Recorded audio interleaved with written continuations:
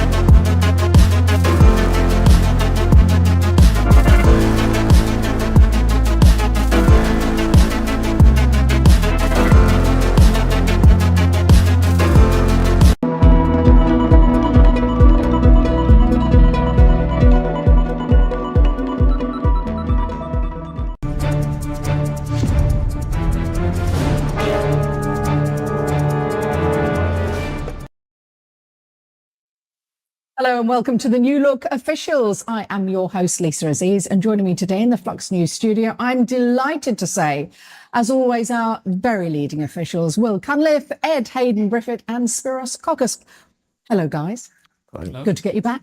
Well, in this session, you'll get to know all the info you need about the current state of the physical oil and derivatives market. Don't go anywhere. In this episode, we're going to dive into the latest developments in oil markets, uncovering, well, the crazy gas oil moves of the week, why the refining landscape could be about to change, and what to expect in physical benchmarks in the near future. Lots to get stuck into then. Let's crack on. So in the big picture then, what's been happening this week? Give us a rundown. Yeah, so it's been a little bit more of an exciting week. I mean, just look at the flat price chart here. We've traded in a bit of a wider range. We were touching 65 and then back down to 63. It's been really exciting. I mean, there's been a few different drivers there. For example, we've had some news come out today about China's import quotas. We know that China have actually been importing more crude than we previously had expected, given their window activity. So that's obviously been a little bit constructive. We also had some news about peace talks come out between Russia and Ukraine with the US, and that triggered the sell-off yesterday. But I mean, guys, what are you looking at this week? I think the main thing to look is obviously gas oil, as we mentioned, and we're going to cover later. Products are pretty much rallying. Gas oil now is coming back down, gasoline the same, and we should expect as refineries in Europe are coming back into online, that they're going to start producing again. That's really important. Obviously, heading more into Asia side, Algeria refinery is the big thing that we've been trying to figure out recently. What's going on? What's happening with the refinery there, which should come online by the second week of December. So that's the interesting bits right now. More to flat price. It looks, pretty range bound after the news with Russia, especially this today and this afternoon. Has really struggled to keep to try test any direction recently, and the market is just clearly waiting for any news and the sanctions that were, or the additional delay from the sanctions from the Trump administration hasn't made any meaningful progress in terms of flat price action. So I think as well, when you talk about the Russia-Ukraine situation, as much as wanting headlines, the market wants something concrete. It doesn't want more rumors. We've had so many false starts on the peace talks, on progress being made, and then unwinding the opposite way to more severe sanctions. So I think really the market is going to wait for serious, solid consequences and an outcome rather than more conjecture. So as you say, well, we had this sell-off yesterday. Would drop probably $1 or so. Absolutely illustrated by that dip there. Yeah. But you come straight back up again this morning, and it has no real long-term meaningful impact. And I think it's more of the same sort of. The market is becoming a bit fatigued to it. We saw a similar situation with the Trump tariff announcements. Initially, the market's very reactive, and then over time, the flip-flop, the back and forth. It's no surprise that traders aren't taking directional positions off the back of it when it's just reversed 2 days later. Well, it can get tedious, can't it? I mean, we've seen it overnight. Well, in the run-up to the Nvidia results, for example, overnight. Everything drops like a stone, and then it's all bouncing back again. Exactly, and I think that's exactly the same thing we're seeing in flat price here. We do have that initial sell-off on the noise, on the rumor, or on the headline, but it's rapidly faded the next day. And that was the same with a similar kind of price action to gas oil, wasn't it? Give us a sense then of what that gas oil rally looked like, and certainly what caused it. Yeah, I mean, it was super aggressive. We had like a $4 move in the gas oil crack in a day. We peaked at over $38 a barrel. And, that's monumental. We'd seen that, inventories, they'd been tight for quite a long time, especially in the US and even in the ARA. And then slowly, as we've kind of progressed through the past couple of months, ARA inventories had started to build again. And this had kind of left the market thinking, you know what, like $30 gas oil cracks, that's seeming pretty expensive. So no wonder a lot of traders started getting short. And then we had a cold snap in Europe. You know, we had temperature anomalies like minus 15 degrees in France, degrees Celsius. And that obviously lends support to your middle distillates like gas oil and heating oil. And then obviously the market's super short. So that just means stops get triggered and you have a pretty violent correction to the upside. But then again, today it's been faded somewhat. Yeah, I think there's also, as well as you mentioned both the stocks and the cold, but I think part of the problem for Europe is that it has stocks, but they're not on the scale that you get in the US. They're relatively small. Yeah. So I think the market is concerned that if we have a sustained period of cold, we'll draw on those stocks pretty rapidly. They'll come down and then we'll be in middle of winter, low stocks again, which will make us pretty vulnerable if there is another cold period. And don't forget that freight is so expensive. Yeah, well, that's the other thing really, I think, is that the arb opportunity between regions is really limited because of the freight being so expensive. So you can't exploit this higher pricing in Europe than in Asia, for example, because freight's so expensive. If you look at TC14, which is the clean freight route from US Gulf to European continent, it's 16% higher this November than it was last year. So like $5 per metric ton more. So it immediately kind of neutralizes or at least shaves off a large part of that potential arbitrage you can exploit if you are a physical trader. So that's preventing the kind of free flow, and that's part of the broader kind of freight spike really in prices, both in VLCCs, dirty tankers, clean. It's all pretty high. That's factoring also into the dated Brent assessments in terms of CIF versus FOB adjustments. And yeah, I think the freight story is really kind of a hurdle that the gas oil market is struggling to get over. Well, I wanted to ask, for any, say, new viewers tuning our way, just remind them what happened with freight. What were the drivers of the price going up? Why? Well, there's been numerous reasons. We've lost the count with the sanctions packages from the EU. They've sanctioned so many, obviously, Russian vessels. So that's a lot of stress of the vessels that are available in the market right now, which obviously increases the freight rates. So that's one particular thing. And it's just been a constant rally since late August from memory.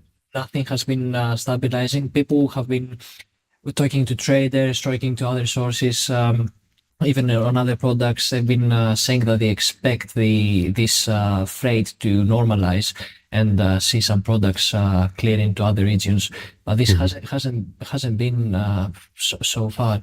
So everybody's expecting this to happen at some point, but it remains pretty elevated. Yeah, and I think if we look at the comparative arbitrage, so if you look at the heat oil gas oil spread, you've had various problems in US refineries, particularly on the West Coast. They're only running at about 70% utilization rates in West Coast refineries. So it's pretty low on a historic basis. They've had several problems in like El Segundo, for example. That was a big refinery that had a major problem about maybe a month ago. And that's led to HOGOs being pretty supported compared to last year particularly. And it's really the freight that's preventing that relationship from normalizing, I think. Yeah, I mean, just a couple of things to add on the freight as well. We had a pretty monumental rally in fuel oil earlier in the year. So we saw a lot of clean tankerage being converted to dirty tankerage. And the rate at which the fleet is able to add vessels globally is being outstripped by the rate at which Europe is, as you said, sanctioning them. So naturally, we are having a contraction and a decay in viable vessels for arbitrage economics to work its course through. So that means that we're having these pretty big price dislocations, and where we do have vulnerabilities, like at the moment the cold snap in Europe or the low stocks in the US, Asia can't come in to fill that gap in demand. So yeah, we're having pretty violent price action in the product. So everything you've outlined there, I mean, that presumably is the other things going on in the physical market that's been driving things. Yeah, and I think one of the key things, or what illustrates the point about the US refining issues, is that we had the first ever cargo of jet fuel. So another distillate fuel being transported from India, from Jamnagar, around to the US West Coast. So the fact that you have only 7% run rates on the US West Coast refineries. Jamnagar are sending distillates over to US West Coast, which has never happened before. Demonstrates the problem that you have in the US in terms of particularly distillate refining capacity, but also illustrates that you can't just you can't replace that refining capacity with imports from Europe because gas is so expensive there. The freight route there is expensive. Maybe it's more viable to transport from Asia, but that isn't helping really the overall distillate situation. And I think, like you said, we ended up with this very short market that ended up getting squeezed on Tuesday with that kind of $4 a barrel move on the cracks. Yeah, I mean, that is quite a striking change in flow, actually. The fact that you've got Kero going into the US from India. I mean, the US is typically long distillate, whereas Europe is long gasoline. Just the nature of the feedstock, the nature of the refinery complex. So typically producing Kero, they don't have an issue with that. So yeah, that's definitely a concern. Right, let's move on. The rallies supported then margins globally. So what impact do we expect that to have on refining activity? I mean, right now, obviously we had the maintenance period in many refineries here in the EU, in Europe. So we should expect this to normalize. Obviously, refining margins are very, very high. Obviously, as we saw in Q2 and Q3, many refiners have been doing particularly well because of those margins that remain elevated on a year-on-year and quarter-on-quarter basis. So they've been doing good, and quite frankly, if you're a refinery not running at max capacity, you're mad right now. So, and obviously, any refiners that are coming right now back, which according to traders, pretty much the maintenance season is over, should imply that the run rates should continue to remain elevated in Europe, which more products coming into the market obviously should. In theory, imply a slight downtrend to the refining margins overall, but it's good to stress that they're very elevated right now, around I think 13-14 per barrel for European refining margins. So they've been very high recently, and pretty much we see elevated activity in Asia, right, Will? Yeah, so I mean, for a while we've been discussing how run rates in China, specifically in the kind of Shandong independent refiners, have been very low. Kind of down at 48% during kind of the August period. That obviously leaves a huge amount of spare capacity to come online, and for a long time, Asian margins were looking pretty good, and we were like, hang on, why aren't the independents coming online? They could be making good money here.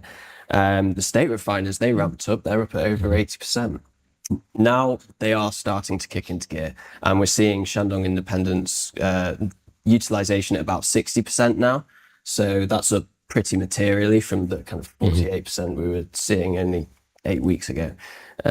So it looks like they're starting to turn on, but even still, we have very high freight rates. So absence of freight coming off, it'll take a huge drop in those eastern product cracks to kind of see that flow over to the west. And I think that will remain pretty constructive of margins in the west, just purely on an arbitrage basis. Spiros, you made a really good point though. They'd be mad not to be running at max capacity. So why aren't they? Well, it was obviously maintenance season and unplanned maintenance. So we had the big Kuwaiti refinery, Al Zour, is still down, as we mentioned, which is a very big refinery. It's about 650 KBD. So we're talking about big numbers. And then you obviously have Russia, which has been a consistent target from Ukrainian attacks on a daily or weekly basis. So we estimate around at least 3 to 4 hits on refineries per week. So a lot of refineries have either cut production rates, run rates, or have even gone offline due to unplanned maintenance. And we were even hearing from Russia. Well, they had announced plans that they would extend the subsidies they were giving to refineries, and that implies that refineries, whether run rates remain low or not, that means refineries are struggling domestically there. And it's also a point that's why they also decided to ban exports from refineries and not producers as well of Russia. So that's big news. Russia, from memory, has accounted for about 10 to 13% of the drop in diesel, on the diesel tightness we've seen year to date. So it's definitely big numbers that have impacted the market. And there's also Dangote, which is kind of a permanent asterisk in the market, because they had some maintenance back in kind of August, September time. Didn't fully fix the problem. They're expected to go into maintenance early January. That's been kind of postponed until late January, but that could see the CDU and RFCC off, so that could help support Western gasoline cracks. But you've already seen, as well as this gas oil move down in the last couple of days after the squeeze, we've seen gasoline begin to roll over as well. So EBOB and RBOB cracks have begun to fall. But as Spiros mentioned, the overall European refinery margins are still at kind of 2-year highs or so, something like that. They're well above their typical level for this time of year. So there is definitely that incentive for refiners to run more and produce more of those valuable products. Yeah, I completely agree. I do think it'll take time though, because of course we are, as you say, ARA inventories are pretty low. We're entering winter. They're going to be drawing on diesel pretty aggressively. And it'll take a while for the inventories to build sufficiently for the product cracks to then come off, I imagine. The same is true for the US. They're basically at the bottom of the barrel in stocks in the US. So we've got quite a lot of accumulation before we start to see, to see product cracks come off, in my opinion. All right. Well, if we do see, say, an increase in refining activity, is there anything we should be looking out for in terms of the physical benchmarks? I mean, dated Brent, for example. Yeah, well, dated Brent's been an interesting one lately, because we've had this, as you can see on the chart, this huge drop into the lowest that we've ever assessed since we began back in February this year, assessing dated Brent in the physical differential. So it entered below -$1. We'd never seen that before since we started publication. So this isn't just kind of a typical cyclical move down. This was also partly due to refinery maintenance and also the aggressive window dynamic, where we had Vitol offering loads and loads of cargoes, particularly Midland and also 40s. Starting to come back up again as we come out of maintenance. That kind of bear play seems to have at least played out in the most part, in the most aggressive moments, but they still have a few Midland cargoes that we know of that they could still sell in the window. So yeah, exactly. So we're not out of the woods yet, but but there is some upward momentum. And if you do have more European refining capacity coming back online, you could expect some more strength in the physical differential. I think that's in the CFDs. You can see that expectation as well, right? Yeah, definitely. I mean, according to traders, everybody mentions that fundamental wise and obviously relative to futures performance, the physical market remains pretty weak. Obviously, we're pricing some forward strengthening heading to December. The implied diff is about 50 cents. And yesterday our assessed was -45. So we have a long way to go. But CFDs, which are a way to what implied dated Brent for next for the weeks ahead are strengthening right now. So that's good news. That means that markets expect physical demand to keep increasing. So that should imply better physical differential heading towards the end of November. Yeah, definitely. And I think a key factor was we actually saw one player come out and bid in the window. We saw Mercuria bidding quite aggressively yesterday, and that kind of set the curve higher. And then Vitol ended up getting a bit defensive, didn't they? And ended up hitting. Well, what we had yesterday, just to go through the window dynamics, was actually Vitol offered a Midland cargo. Mercuria was bidding the same dates, and Vitol wasn't lowering it particularly fast. That cargo was lifted by another trader, and once that had been cleared out of the way, Mercuria began bidding, raising its bid to above where Vitol had traded with this other player, and then Vitol sold to that cargo. So it does, like you say, look a bit defensive, as though they were kind of, defending where they'd sold previously to make sure things didn't get out of hand and they hadn't sold too low. But whether Mercuria keeps that going, whether other players come in, like we've got some big guns on the sidelines who haven't been involved for a while that could easily what's happened to them? Could easily step in. Totso, Gunvor, etc. They've been pretty quiet lately, so there is certainly firepower on on the sidelines. Moments like that, though, when you're on the desk and moments like that happen, is that quite exciting? Yeah, when you see you're looking at the trades and you're thinking, okay, that implies that the diff will be down to minus 50 cents, and it goes down to minus 70, and then the next day it's down to minus $1. It's like we've never, as I said, we've never seen that before. So when you're calculating it, when you're looking at it, it is pretty like a first time experience. So yeah, definitely an exciting one. Yeah. Can be a bit destabilizing. Yeah, definitely. But over in Dubai, the things are not like that. I mean, unfortunately, we haven't seen any interesting momentum driving the physical premium. We've seen a couple of elevated here and then activities in terms of volumes. Like we had 80 trades, 78 trades from 70 trades. I saw spectacular compared to last month. Last month we were like, oh, we'll come here. We had 200 trades or something. Yeah.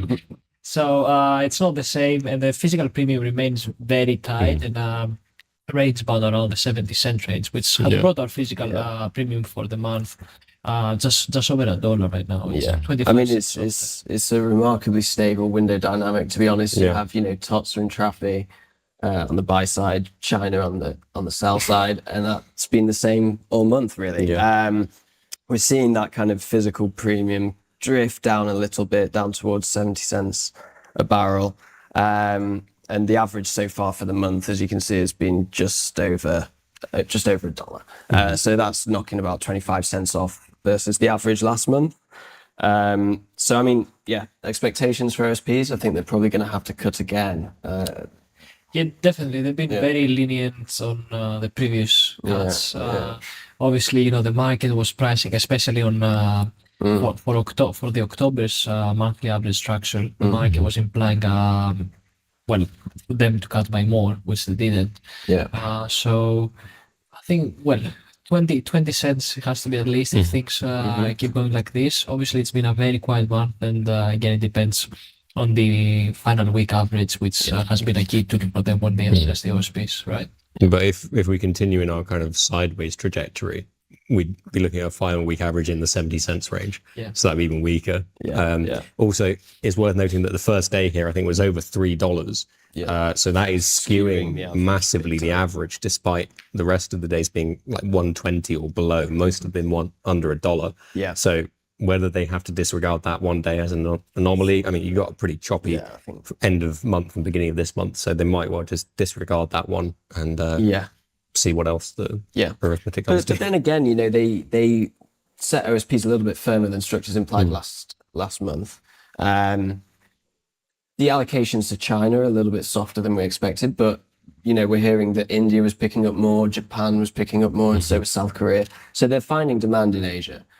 Perhaps that they see that demand and they continue to set a little bit firmer than structures imply, and we might end up with a cut more like 10 cents or even flat. Who knows? It seems pretty difficult to read Saudi's minds at the moment. Yeah, you can never, once you think you've you've unlocked the door, there's another lock somewhere. So has been very, very hard to identify. We'll hold you to that, see what happens next week. Because that is it for this session of The Officials. Remember, though, for a deeper dive into our research and data offerings, you can just visit flux.live.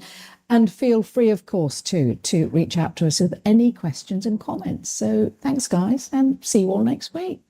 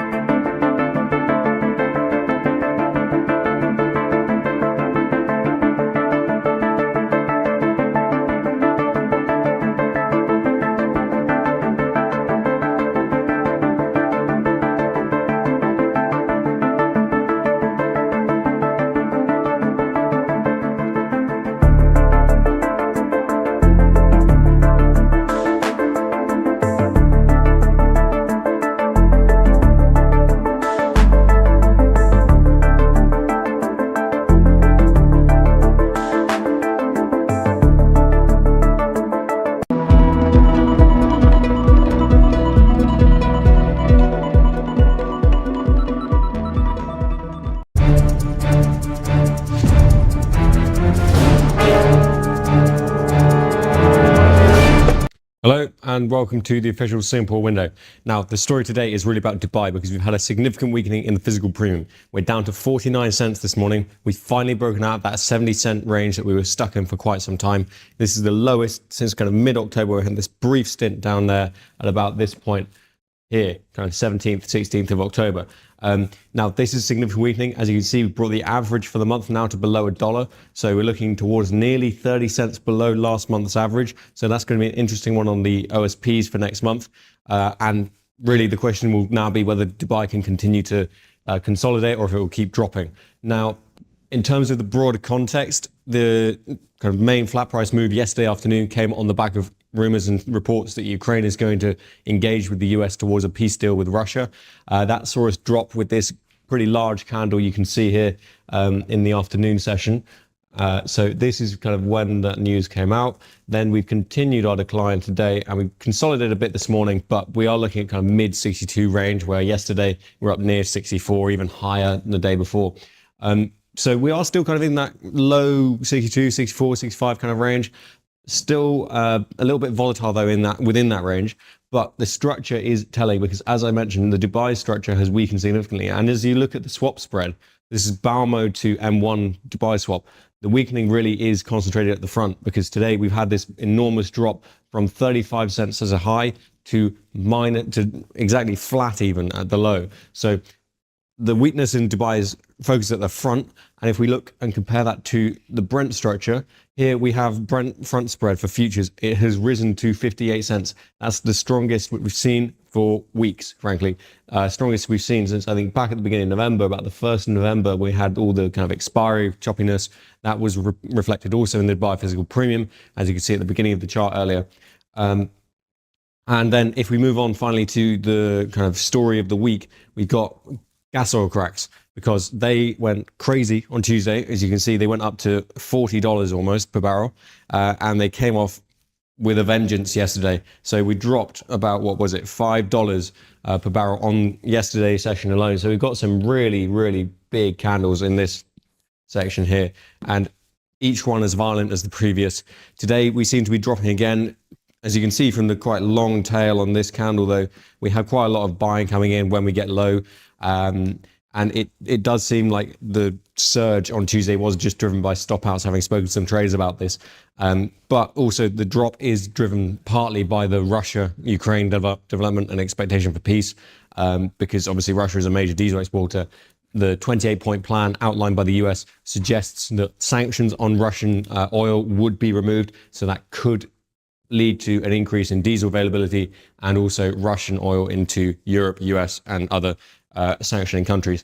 So that's one to watch in terms of developments of the peace process, whether it will actually gather steam or kind of slow and drag out over weeks as previously it has done, and also whether the Dubai physical premium can consolidate or if it will keep dropping even weaker.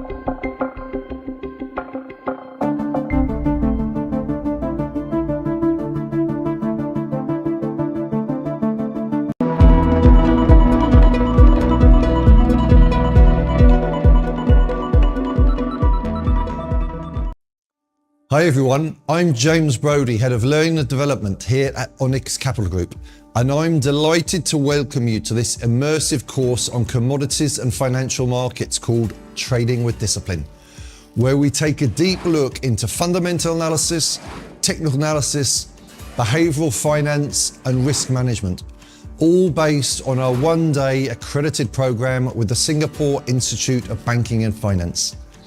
Across a series of webinars, we'll explore the fundamentals of global markets, starting with an introduction to commodities and energy trading, before moving into key drivers of market prices through fundamental analysis.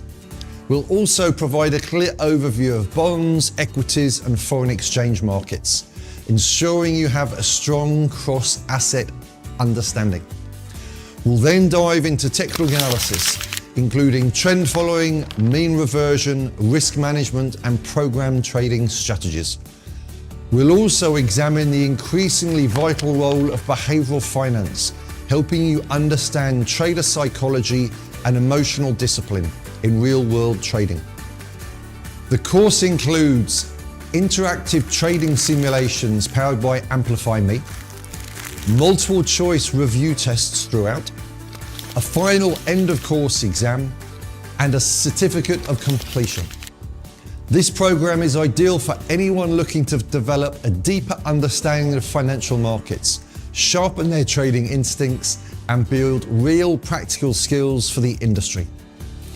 I look forward to seeing you on the course.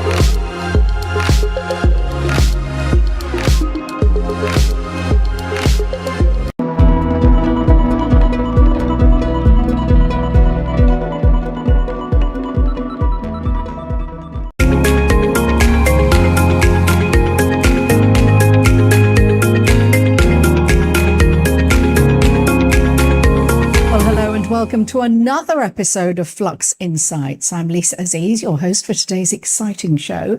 And joining me for this episode are key members of Flux's research team, Research Associate Meeta Chaturvedi and Quantitative Research Associate Harinder Sandhu. Hello, guys. Nice to see you. Actually, at this point, let's start off with finding out exactly what it is you do here at Flux. Hi, thank you for that introduction. My name is Meeta Chaturvedi. I am a member of Flux's research team. I'm research associate here. So my team and I, we specialize in the crude oil and refined product swaps. We look at Flux's proprietary positioning data, add to that fundamentals based on just the global macroeconomy, or what's happening in the oil market. And we come up with actionable insights on emerging trends for our viewers or our readers. So we do this in the form of reports. So we've got daily, weekly, monthly reports, and we've got our lovely show over here. So yep, so these insights are in the form of positioning insights in our reports or trade ideas, which we will see in this show as well. All to come, Harinder. And I'm a quantitative research associate, as you mentioned, Lisa. So my focus is on unpacking Onyx proprietary data sets. That's the commitment of traders data set that we obtain from our trading activity, really looking at that from a quantitative perspective. I work in with the team on the reports, more from the data angle to providing the insights from a data perspective in my day-to-day. So much experience. Let's get on with it. And let me start too by telling you what Flux Insights actually is, though, and what you're going to learn in today's programme. So each week, our research team will dissect the latest trends shaping the oil market, which, as we all know, influences everything from geopolitical events, conflicts, inflation, right along to how much our energy bills could increase by or not this wintertime, and how much we might just end up paying at the petrol station to fill up our cars ahead of that weekend trip out. So with Flux's proprietary financial positioning data, we deliver a view of the oil market that you just won't find anywhere else. We're at the forefront of early trend shifts and can convert them into practical, actionable opportunities. So in the next half an hour or so, we'll be covering recent happenings in the market, followed by a positioning review, a deep dive into an interesting swap contract, technical analysis of the oil market, and, wait for it, a trade idea for the week. So with all that in mind, then, let's get stuck in. Meeta, firstly, then, what's been the big mover in crude oil futures this week? Thank you for that question. So Brent futures, this is just the M1 Brent futures, have been fairly range bound this week. Not a lot of volatility there. But the big thing that has happened in crude futures has been at the end of last week. We saw a Ukrainian drone attack on the Black Sea port of Novorossiysk. Because of this attack, M1 Brent futures climbed from a low of $62.25 per barrel on 13 November to above $64 the next day, and then it hit $65 just on the 18th of November, where it finally met resistance. So it's currently around the 63 handle. Over the weekend, we also saw an attack on Rosneft's Ryazan refinery. No oil product loadings are now planned at Ryazan until the beginning of December. In Novorossiysk specifically, so it's an oil terminal and it's one of Russia's biggest for a lot of oil products. They temporarily suspended oil loadings until Sunday. So it was like a 2 to 3 day halt essentially. This put around just over 2 million barrels a day of crude oil on hold. So that's around 2% of the world's global crude supply, essentially. So as I said, it's come back online. So reports said it's come back online as of Sunday. So things appear to have, so despite that initial rally we saw in flat price because of it, things are looking like they're normalizing finally. There is still a lag. So the figure that I mentioned, just over 2 million barrels a day, that is including Kazakhstan's CPC terminal loadings as well. So these are fairly important crude loadings. And now we're seeing a bit like a 1 to 2 day lag in future loadings just for the time being. That said, just in terms of flat price and who's pricing this in, how the market is reacting, considering that we're back to 63, I don't see a lot of disruption being priced in, and just volatility has been fairly muted. If you look at my chart over here, volatility. So this shows volatility in Brent open in Brent options. So the white line over there is out of the money volatility and out of the money call options. The orange line is volatility and out of the money put options. So the first two circles that we see are spikes that we saw, the first one on around the Israel-Iran war in June, the second when the sanctions on Rosneft and Lukoil were announced.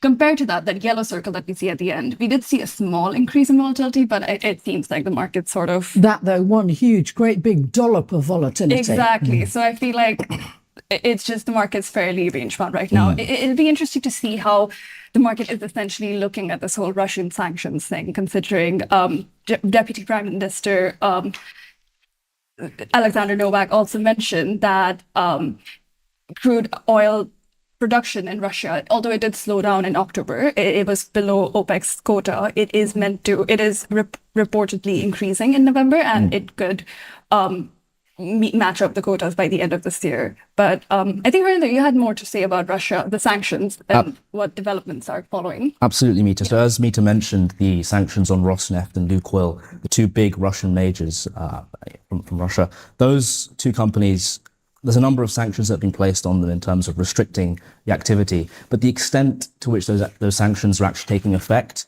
remains to be seen. And as Mita pointed out with the volatility, you didn't get nearly as much of an increase as we saw earlier in the year with the huge spike in both call and put volatility. So I think it's interesting to note that in spite of the sanctions being put in, there are a number of exemptions that have been put in place as well. So the most notable one, I think, is the CPC pipeline that Mita rightly mentioned, the Caspian Pipeline Consortium. That's effectively a pipeline between Kazakhstan and Russia, and Rosneft and Lukoil have a pretty integral share in that pipeline, and they're being permitted to continue with their investment in, I guess, their equity share into it and the extraction process for their downstream processing. They're being permitted to continue with that until the 21st of November. So that's coming up pretty soon, that restriction, that timeline. But there are also longer extensions that have been put in place, more country in terms of countries. So Hungary, for example, has been given a 1-year exemption for Rosneft and Lukoil to divest their assets to be able to fully withdraw. On top of that, Bulgaria, Lukoil owns the biggest refinery in the Balkans in Bulgaria, responsible for between 40 and 60% of the wholesale fuel market in Bulgaria, so really pretty massive. And they've been given until April 2026 to be able to withdraw from that. So perhaps this market reaction is in full view of the fact that although these sanctions appear to be rather substantial, there are a lot of these caveats in place to allow the two majors to withdraw their assets, withdraw themselves fully, so the effect won't be so immediate. Just a word on that Hungarian extension, though. For you guys on the desk, did that particularly take you by surprise, or do you think there's lots of background underlying factors to an extension like that? Yeah, I think it comes as a means of, as a show of power politically to say we're going to sanction these Russian companies heavily. But of course, they don't want to be so disruptive that the oil is off the grid immediately, so to speak. So to allow them to have the time to withdraw, to allow those assets to find a new home, potentially to find new investment, will keep the oil flowing. If they were to implement them so quickly and not give this cool down period, if you will, then it could have been a lot more dramatic. For sure. I think with Hungary specifically, there's obviously a lot of political allyship there as well with Trump and Viktor Orban.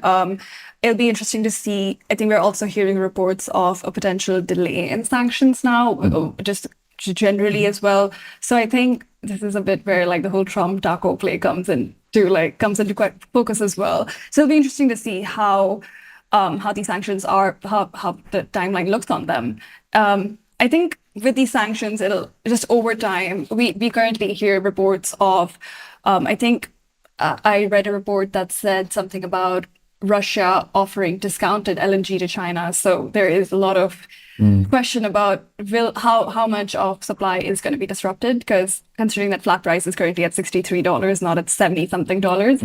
You know, I don't exactly know how much of the supply disruption is the market really pricing in. Exactly. We'll see how that plays out. All right, Mita, let's move on now, if we may, to refined products. What's the latest in particular with the refinery margins? So refinery margins, as we discussed in last week's show as well, are still very high. They've seen a small correction today, but they remain fairly elevated. However, last week we mentioned that the major drivers behind this strength were gasoline and gas oil. So gas oil remains relentlessly supported, and we'll talk a bit more about that in the section. But I also want to talk about gasoline because that market is starting to look slightly shakier. So the EBOB crack, which again has been so strong, is now starting to see some weakness. It softened from a high of $17 to around $15, $70. Distillates, though, as you can see on my chart over here, distillates remain very high. So I think margins right now to me appear very middle distillates versus everything else. Like everything is starting to, like you can start seeing some cracks forming, but middle distillates remains high. We saw around a $4 increase in cracks day on day yesterday. So they reached above $39, which to me is fairly indicative of stop outs as well. We'll see. We'll have our position data come out over the next few days, and we'll see how to corroborate that. But just a day-on-day spike like that does hint at stop outs. We have since seen a correction. I think these levels are a bit too much for the market as well. We are starting to see resistance here. The crack is now at 36.30. And in terms of spreads, so the front month versus second month gas oil future spread was briefly at $45, which again, very indicative of supply tightness, but also demand increases. Assuming as we inch closer to winter, stocks start trickling down as well. And I think we mentioned in last week's show as well, we are beginning to see cold weather. It is so cold in London this week. And that'll be really interesting. Just on the distillate side, because I did say this feels very distillates versus everything else.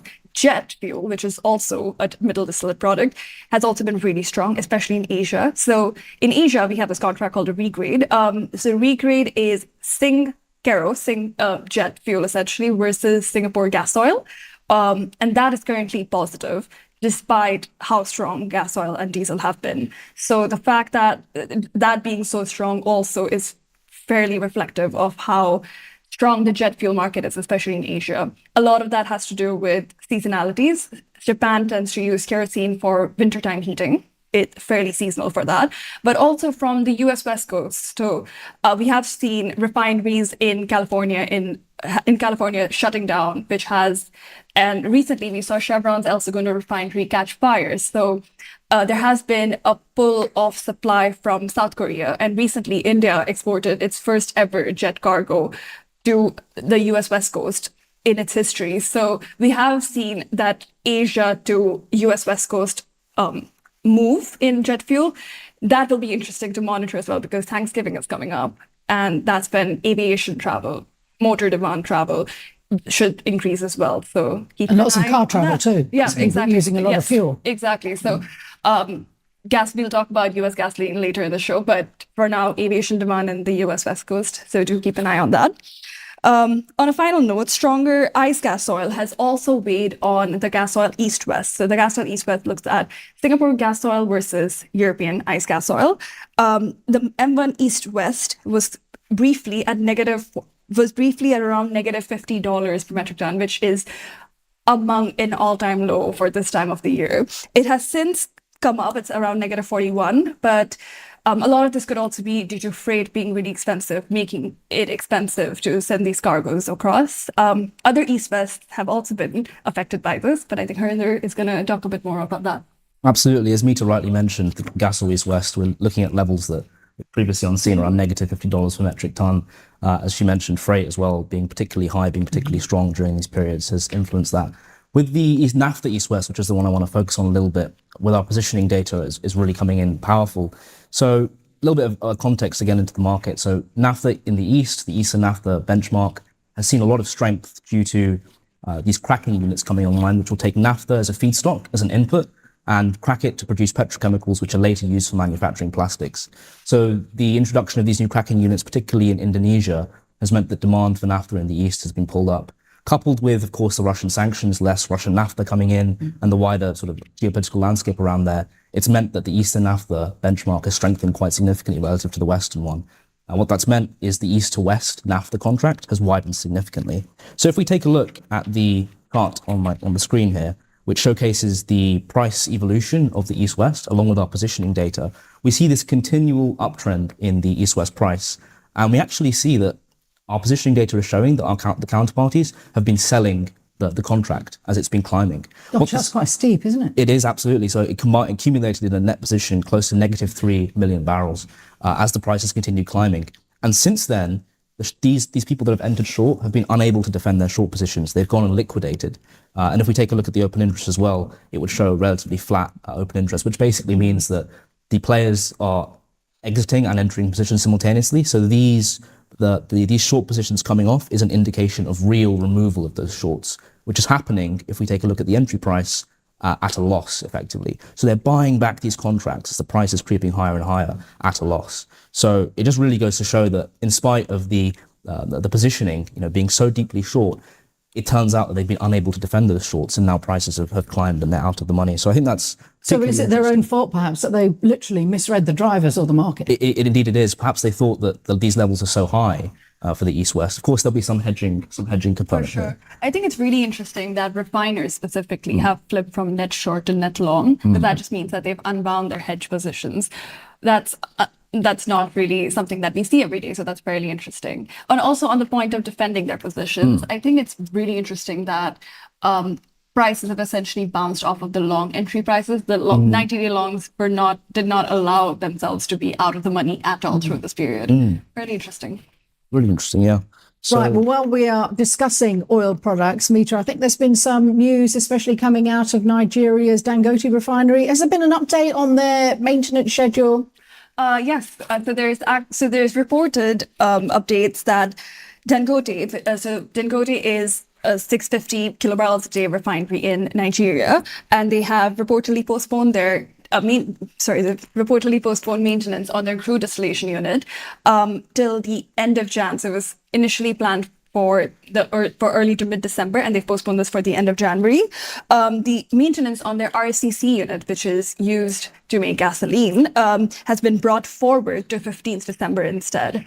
So just in terms of how this could impact oil products, for pushing back, like bringing back their RCC maintenance would be supportive for EBOB, for European gasoline, although levels are really high right now, so we could still see a short-term correction, but there is some support here on lower. For example, if we do see a correction lower, we could see a floor just from this RCC news. Interestingly, also, a delay in the CDU maintenance while the RCC is brought forward may lead to more LSSR, that is low sulfur straight run fuel oil, being sent from Nigeria to Singapore in the short term, which could potentially dampen Sing 0.5, Sing VLSFO as a whole, so in the prompt especially. That should be something interesting to look out for, especially because our positioning data shows trade houses buying the DEX Sing 0.5 crack against Onyx recently.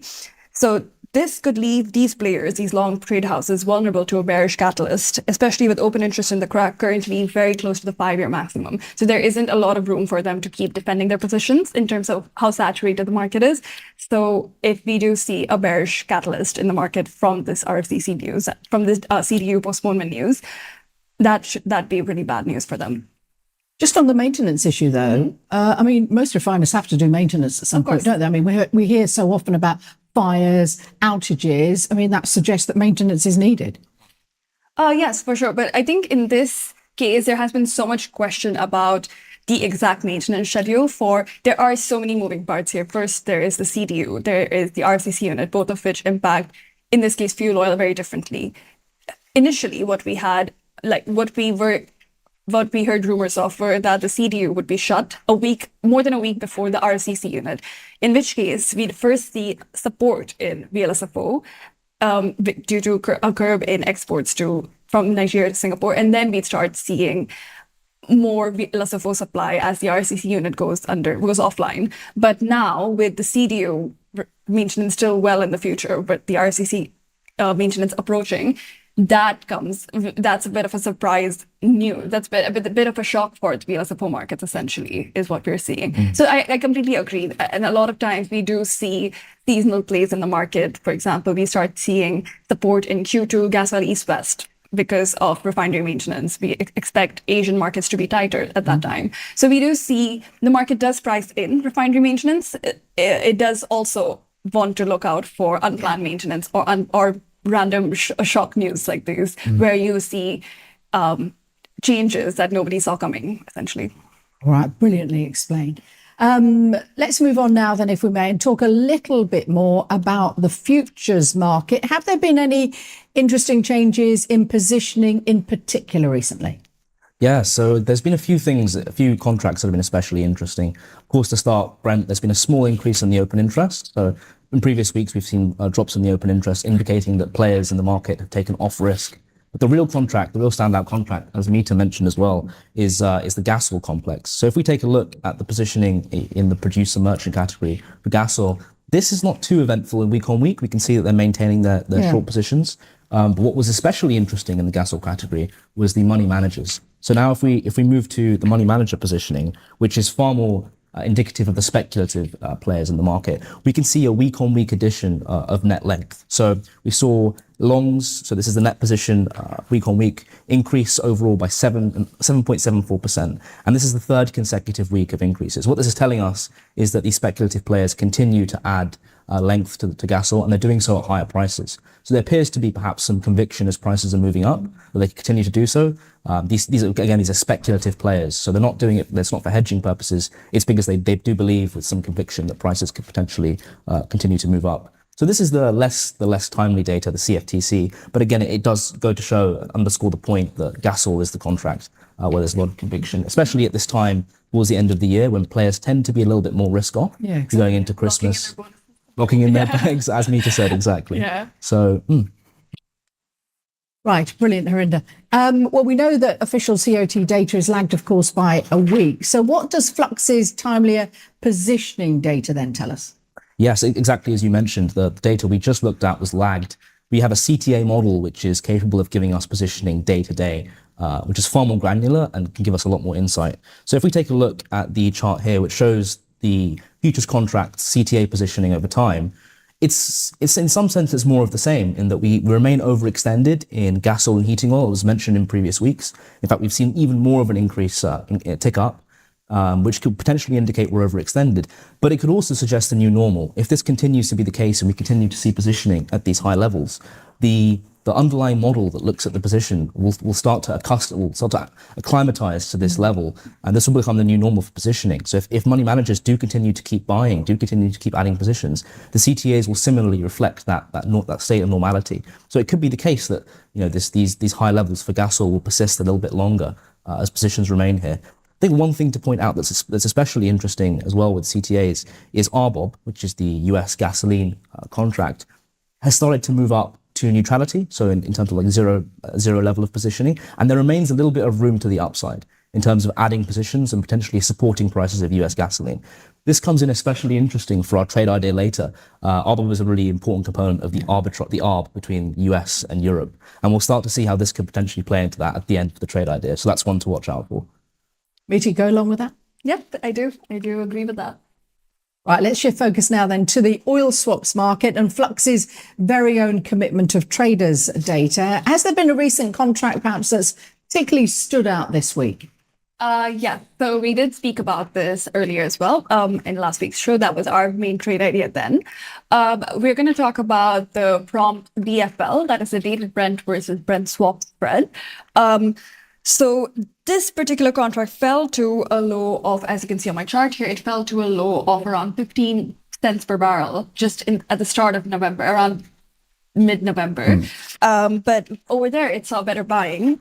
And if you see my chart, if you see the next chart after this, you can see that refiners have been primary drivers of this buying. So we initially saw them de-risking, but then we saw them buying at lower levels, buying on the way up.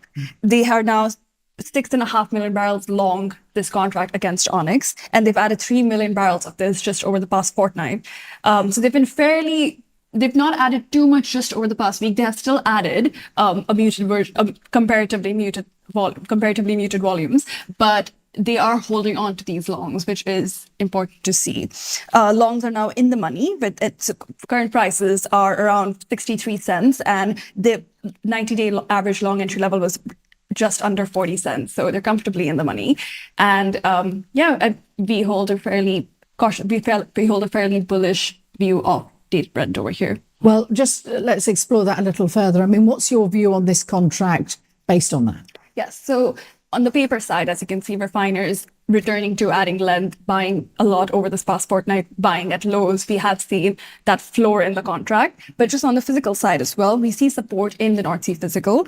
The physical differential in the North Sea moved up from a low of -$1, below -$1 at this over the past 2 weeks, to 73 cents just yesterday. This is negative 73 cents, sorry, just yesterday. This is based off the officials' assessments. So do check their show and their reports as well. Absolutely. But yeah, so based on that assessment, we have seen a day-on-day increase, a day-on-day recovery in the physical.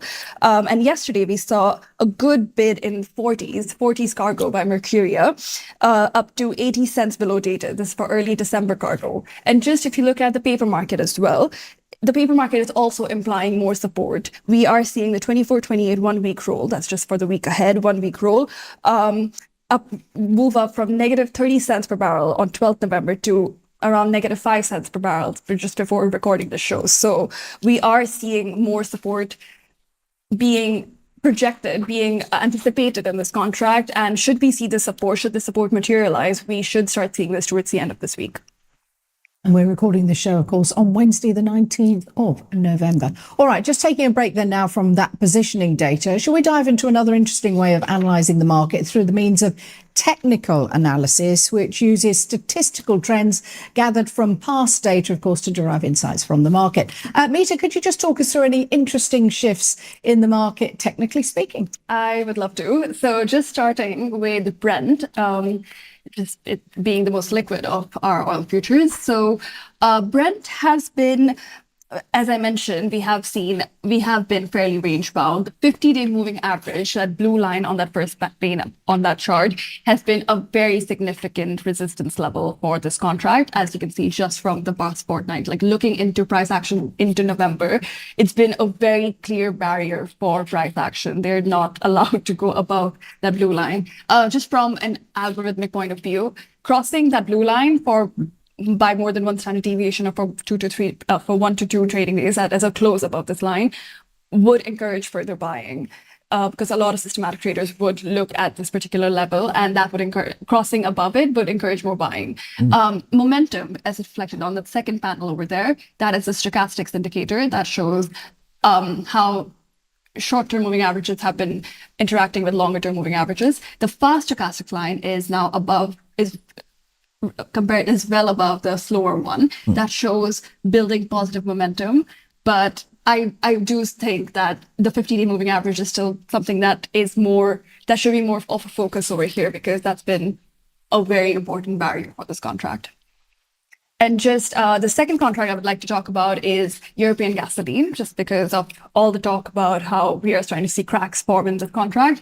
So this is a really good demonstration of that. So we've seen good strength into Q4. So October onwards, we've seen the December EVA crack just on an uptrend. It's just been relentless, and it increased to a high of over $17 this week. But that's where we started seeing resistance, and now it is currently around just above $15. And just looking at the MACD line on the second panel over there, that shows, again, similar to stochastics, that's an indicator of momentum. And although we are still in the positive here, the MACD histogram is still above 0. It's very barely so. That chart over there reads 0.04, so it is fairly level with longer-term moving averages. So this currently looks at a difference of short-term versus long-term moving average, and then it further smooths that line. So a decline in the MACD histogram below 0 would also be a sell-side signal for a lot of traders. So keep an eye on that, considering that it's currently around 0. Really close. Yeah. Yes, very close to it. But on the support side, that orange line that's going up alongside prices is a very important support line to keep an eye on. That is the 10-day moving average. A break below that, which is very important because we are currently testing it, as you can see over there, would immediately open room for the yellow line over there, which is the second line of support. That is the 30-day moving average. And I really like the candlesticks on this chart. I'm going to focus a little bit on that. So just going on these particular charts over here. Can I circle them? Nope. But just around the 12th of November, we see really small real bodies on those candles and longer shadows. That shows rising indecision in the market. And that is around the time we were at highs that we've seen this week. So that level started to build up indecision in the market, and then we started seeing bearish candles forming. So do keep an eye on how that goes. But on a technical level, on a technical basis, there are very clear warning signs in this contract. Take us on to the trade idea. Yes. So the trade idea is related to European gasoline. Herndon's going to take us through that. Exactly. So exactly as Mita said, I think there's a lot to unpack with EBOB cracks, and rightly pointed out, cracks in the EBOB crack are really beginning to show with the stochastics, with the technicals, and the trade idea really builds off that idea. So we're looking at the ARB, as I mentioned. There's a difference between US gasoline, the ARB contract, and European gasoline, the EBOB contract. So our idea is that we should be going long the ARB, i.e. buying the ARB. So that would mean buying the EBOB contract, selling the EBOB contract. And given how EBOB cracks are looking right now, we're teetering on the edge. I think that there's a very strong technical argument that can be made there for selling that EBOB contract. Again, as Mita pointed out, that second line could be a good level of support to target as prices could fall through. But looking specifically at the ARB, so the difference ARB to EBOB, in terms of fundamental data, so we would look at the inventory data in the US, the EIA data, which tells us about the stocks in the US. Those have actually been surprisingly strong. And ARB hasn't really reflected that too much. So this could be a signal that there could be some reversion up in prices that could be captured. And then the other thing that was interesting as well is the actual chart itself. So if we take a look at the price action in the ARB, which has steadily slid down, we're now at levels around 35 cents, which is incredibly low for the ARB to EBOB ARB, and could represent a very strong buying opportunity. So, and then again, the technicals on this chart or on the EBOB crack can further bolster the argument that we're making. So yeah, the ARB I think is a pretty strong buy from our perspective. And in terms of positioning as well, that we've recorded as Onyx, a lot of players have been selling the ARB, and generally that's a hedging activity, but there could also be some speculative interest there. So to lock in that voyage from Europe to US, you'd sell the ARB contract, buy the EUR contract. So that hedge could potentially unwind if we start to see this pick up. And because there's been so much selling flow that we've recorded, Onyx has recorded, that could if that flow was to unwind, similar to how we saw it with the naphtha East-West, right? When we saw all that selling flow, if that were to unwind, that could really provide a sort of a tailwind to the prices moving upwards. So there's also an argument from positioning to be made there. So all these different factors coming together could really see this contract pick up and be profitable if someone were to go long. I think especially because open interest in the ARB is currently really high. It's around the 5-year maximum. Same with EBOB. So there is a lot of oversaturation in these markets that leaves these players vulnerable to a reversal. And as you correctly pointed out earlier in the show, Lisa, Thanksgiving coming up, that is definitely a bullish indicator, a bullish driver, potentially bullish driver for US driving versus European driving. So. Thanks so much to both of you. We've learned so much already, but we're not done yet. Because I'm going to put you on the spot, as we often do towards the end of the show, because it is our crystal ball prediction moment. Let me ask you then, where do you see Brent going in the coming week?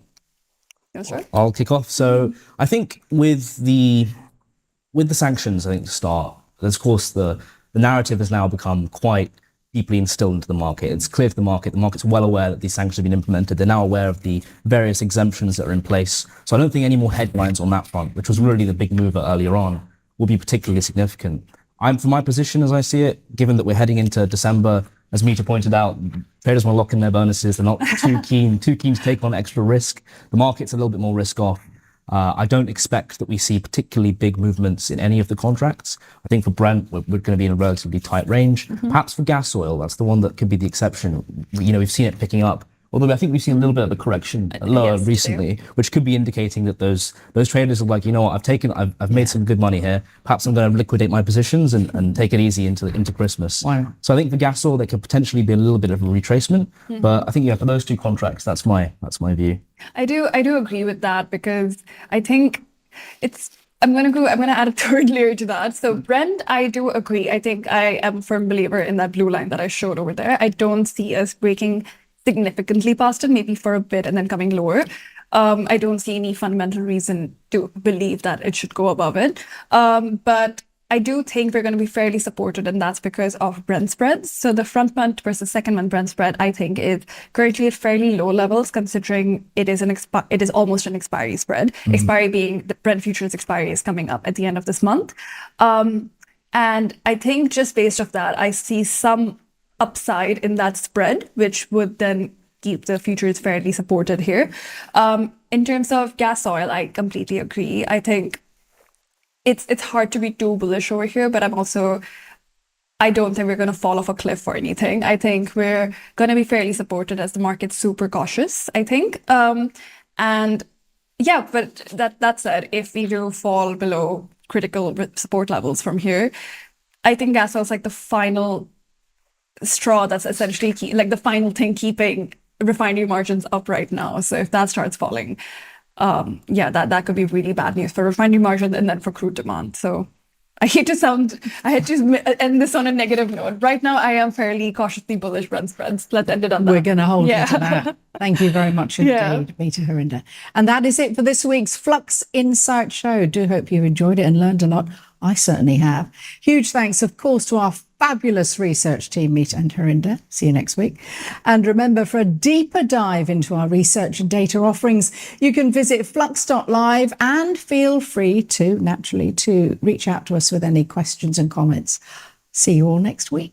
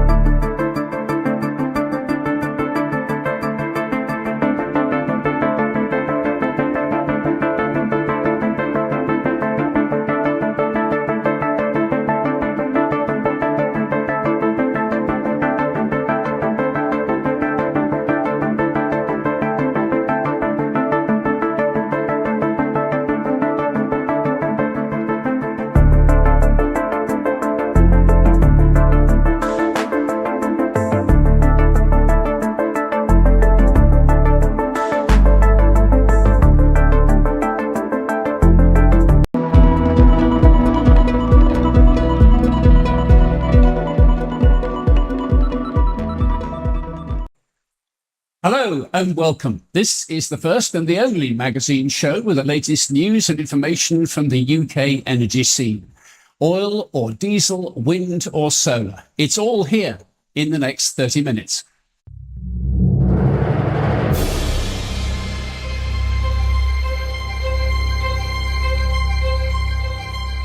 On the show this week, will COP30 actually achieve anything?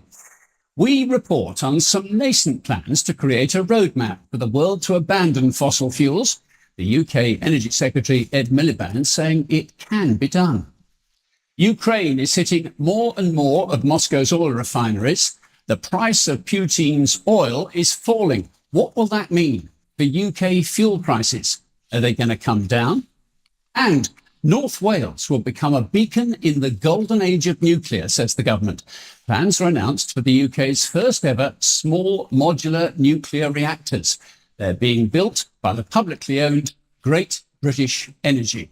Joining me now to discuss the week's events, Greg Newman, the Chief Executive Officer of Onyx Capital Group, and Julian Keyes from Flux Markets. Gentlemen, you're very welcome. Shall we start with COP30 and see what's going on there? As we get towards the end of the conference, the negotiating becomes a little more fraught, and the question hangs in the air as to whether anything of substance can be agreed. However, there is some optimism around a consensus on language about a roadmap for all countries to stop using fossil fuels. At a press conference on November 18, a spokesman for the French pressure group, Oil Change International, was in combative mood. If we are to have a roadmap on fossil fuels at this COP that is useful, that is actually helping countries to transition to renewable energy and to full energy access, we need it to, first of all, be rooted in equity. So we need this process to grapple with the complicated question of who is going to phase out fossil fuels when. And not countries are going to be responsible for the same timelines. The second is we need to look at the enabling conditions, because we can say fossil fuel phase out until we're blue in the face. But if we don't look at what's preventing a number of countries from getting out of fossil fuels, that's going to be for nothing. So we need to look at the finance. We need to look at the technologies. We need to look at the just transition. And this is part of the package. If there isn't progress in these negotiations on finance, in particular on just transition, on adaptation, a lot of countries will find it exceedingly difficult to agree to fossil fuel language. So let's not just look at the fossil fuel bit in isolation, but as part of a package for justice and for equity. So a low-key preamble to COP30. It might be that a deal on this roadmap is possible, but the money, of course, will matter. Which countries contribute and just how much? How's your level of optimism, Greg? COP30 going to achieve anything, or is it going to go down to the wire as ever? I think at least the Western nations, they're up against it because, of course, the US are so aggressively against the carbon emission narrative or cutting carbon emission narrative. And I think the CBAM, the carbon border adjustment mechanism coming in next year, I'd be very surprised if that doesn't come up, because that is, or if it doesn't come up, and there are some discussions around how to essentially raise more money for this, for UK to spend more money. I think the immediate political backlash would be like, and on top of that, we've got this carbon adjustment coming up next year, which is going to be very inflationary. So I think it's going to be very difficult. But I still think Ed Miliband will continue to be very positive about it. But I think when he gets home, he's going to be under the cosh, because as soon as people start to realize that things are going to get worse and worse from a cost perspective, I don't see how that's not backlash. But generic point of view, I guess. The whole point of these conferences, June, I suppose, people do get carried along with the sort of groupthink that's prevailing at the time. As Greg was saying, the risk is you agree to something that's not practical or not possible or not doable. Yeah, that's a really good point, and I agree. Affordability is on everyone's mind at the moment, right? This is why Donald Trump's not engaging with this, because affordability is right on the agenda, as he's finding out at the moment. So it's really important. I think you're right, Greg. Ed's going to come out with very positive things. In fact, he said that it is achievable with will and ambitiously within the next 10 years, yet to be seen. I think, having sat on this podcast for 3-4 weeks, it is so important to understand your electorate's appetite for change in cost. And right now that's nil. So it is going to be tricky. Last COP meeting, Azerbaijan last year, the countries agreed to put 1.3 trillion into the pot. So this time, the roadmap, this COP30, the output should be how are we going to mobilise and operationalise that? And I understand that is the focus, as we saw from the French oil change. I've forgotten his name. It is about equitability. It is about how we're going to unlock and operationalise this process, and that is tricky. I don't know the answer. Who knows? We may still be talking about this next week because these things often overrun, don't they?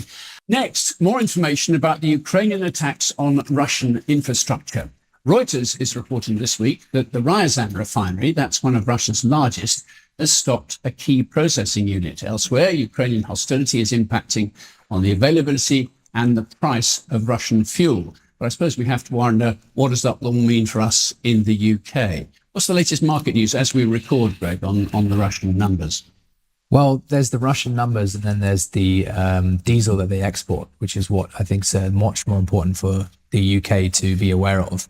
So the price is actually very ambiguous. Bloomberg have reported the prices being lower, $23 around that discount to Brent, which is an almighty discount, and it is low. But to be honest, if you actually look at how prices have risen throughout, slightly risen, it's not a huge impact from where we are, in my opinion.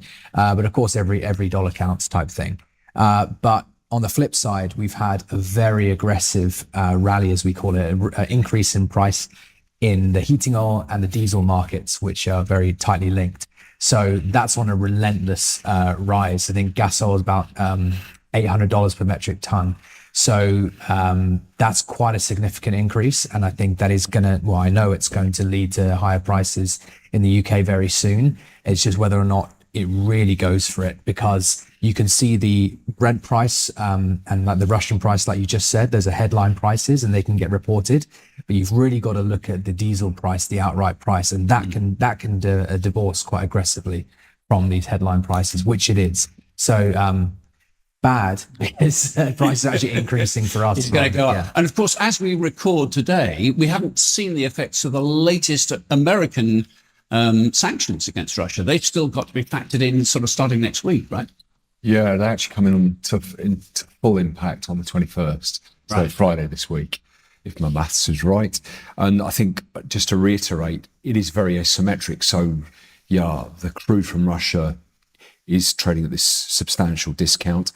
To the casual buyer, they might think, well, that's going to impact my buy diesel cheaper. But actually, we've seen, and looking at the graph here, we've got diesel prices here in the UK. They have significantly rallied towards the end of last week as a result. So we got up to, this is all in pence per litre. So this is £1.51 at the moment. And during the course of last week, we're £1.47. This is pump price, our recorded Flux pump price.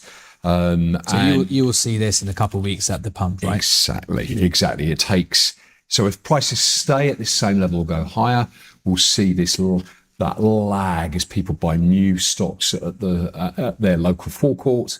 At current prevailing prices, this filter through because it takes somewhere between 10 days and 3 weeks to filter through. But the buses fill up today, right? Yes. And as you see this program. And I think we need to also underline, and we've spoken about it before, that yes, Russian crude has decreased, but if sanctions are really placed rigorously, and I mean sort of second level, that in the past, Russia and other countries that have been sanctioned work around these. They've got ways of obviating it, right? If that's not possible, we really will see these prices and oil prices go up quite That's what I was substantially. going to add to this. So it's been a strange couple of weeks for the market because the sanctions got announced, and as Julian is describing, that is undeniably for the freely market traded oil is very bullish. We expect the prices to rise very aggressively.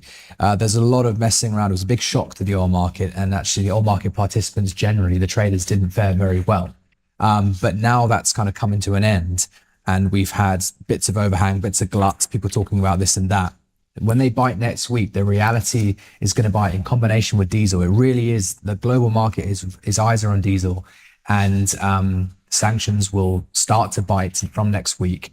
And it could get not just bad, it could get very, very, very bad. This is like 2022 levels. It's going to be very hard for people to understand because they say, isn't there so much oil around the world? It's like, yes, but you're talking about a very select It's like perverse, isn't it? It's very There's a lot of oil around, but the prices are still going up. And what you're going to see more of is as the prices rise, as we do, quite high conviction expect, you're going to get governments doing what they do in these scenarios like they did in 2022 and start to try and pull levers.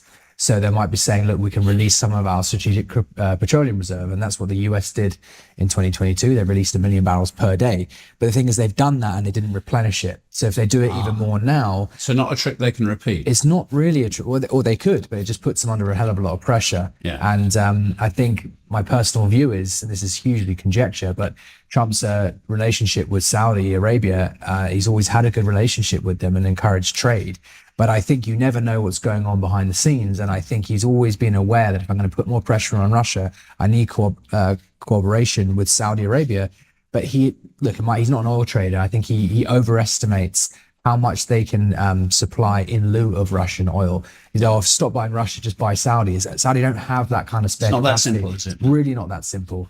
And even weirder than that, there's even for the US, who have quite a lot of excess, even they need to import some of Saudi because of the grade and things like that. So it's going to be a bit of a mess, we predict.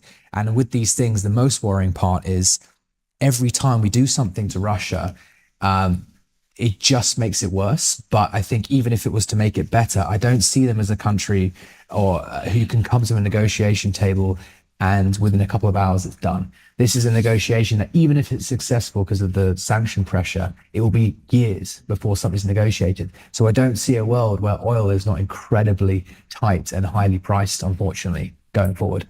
Okay, let's talk about wind for a second. As we record this programme, Wednesday, 19th of November, we've heard this morning from the Chief Executive of Great British Energy, one of his first appearances, before the Scottish Affairs Committee in Parliament.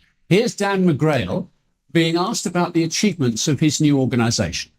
I think it's a very positive, from an individual perspective, I think it's a positive idea to give people a stake in the energy transition. And from an energy sector professional perspective, I see the benefit of having an activist public investor to work alongside the private sector. And I think key for us has been to develop a strategy and engage with the market so that we can target how we are additional in our strategy and build it up. In terms of our first accomplishments and over the sort of the past year since the company was incorporated, the bill was passed in May. The statement of strategic priorities was published in September. So we've made good progress. Obviously, appointed a startup board, permanent chief executive. We've launched the solar rollout on schools and hospitals. And today we are announcing also, purely coincidentally, our first investment, which is into a floating offshore wind farm off the coast of Caithness in Scotland. And we're doing that together with the National Wealth Fund and the Scottish National Investment Bank. So a first project for GBE coming along, though he does admit that in terms of wind projects, there are no indigenous British companies to favour. Of course, government authorities are always under pressure to try and give work to British people if you can. Making of wind, the construction of wind farms, it's all done by other people, isn't it? Including the Chinese. Yes. I think we do have a lot of technology and industry. From what I've read, I can't respond to that directly, but I understand that we have 100, 200,000 jobs related to the renewable revolution that's built over the last sort of 10 years or so. But yes, to your comment, a lot of the infrastructure, the battery is related to China. And there I had some other political worries about it. Yeah, absolutely. And so it can turn on its head the sort of idea of complete energy security. Yeah. Right? On a broader point, Greg, this great British energy idea, it's an idea the Labour government brought in. Are you sceptical? You think it could work, or do you have your doubts? Well, since the beginning, when we talked, we didn't really understand what they were going to do. And I still don't really understand what they're going to do. But I guess it's like they're kind of trying to guide the process. Is that the general philosophy of it? I mean, yeah, they're an overall sort of providing energy, providing money, providing coordination, I guess, to get stuff done. That seems to be the ethos, anyway. Yeah, I think it's about providing liquidity through public and also corporate finance. So both. And if they need to step in, I don't think it's about taxpayer funding. The idea here is to sort of get like PFI, that old sort of private finance initiative, redirecting investment into that directed. So, that's what it's about as I understand it. But yes, we need to see it operationalized, and we haven't yet really seen this. We're just starting to see it now, which is really good. All right. Well, that's all that's happening this week. Any more charts for us at this stage? What have you got for us in terms of what's moving on the prices market? Yeah, absolutely. We did just quickly look at the flat price, the outright price of pump diesel. In terms of what's really driving that, if we look at this chart, it looks almost identical, but it's really the difference between the cost of diesel and crude oil, the cost to refine crude oil into diesel, as traders call it, the crack spread.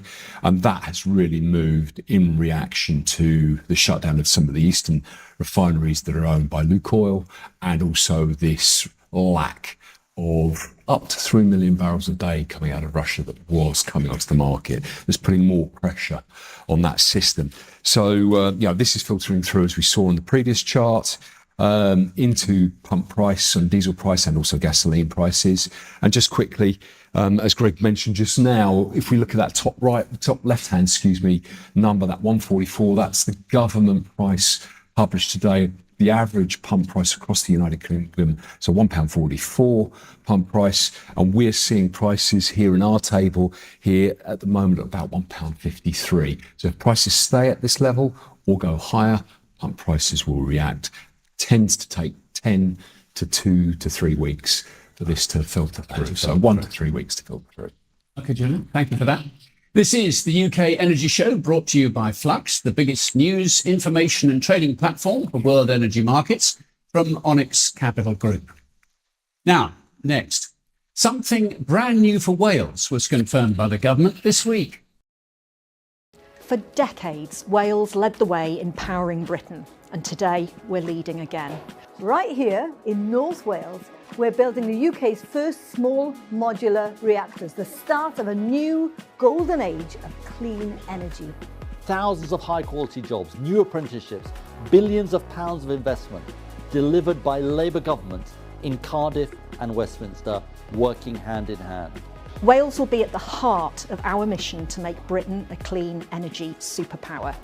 This is the power of Labour working together, delivering energy security, good jobs and a brighter future for every part of Wales. Now, the government argues these small modular reactors will be an important part of the electricity generation mix. Others are not convinced. A campaign group called Nuclear Free Local Authorities says that SMRs are uncertain and unproven, and that power generation, in any case, from these things won't start until the 2030s.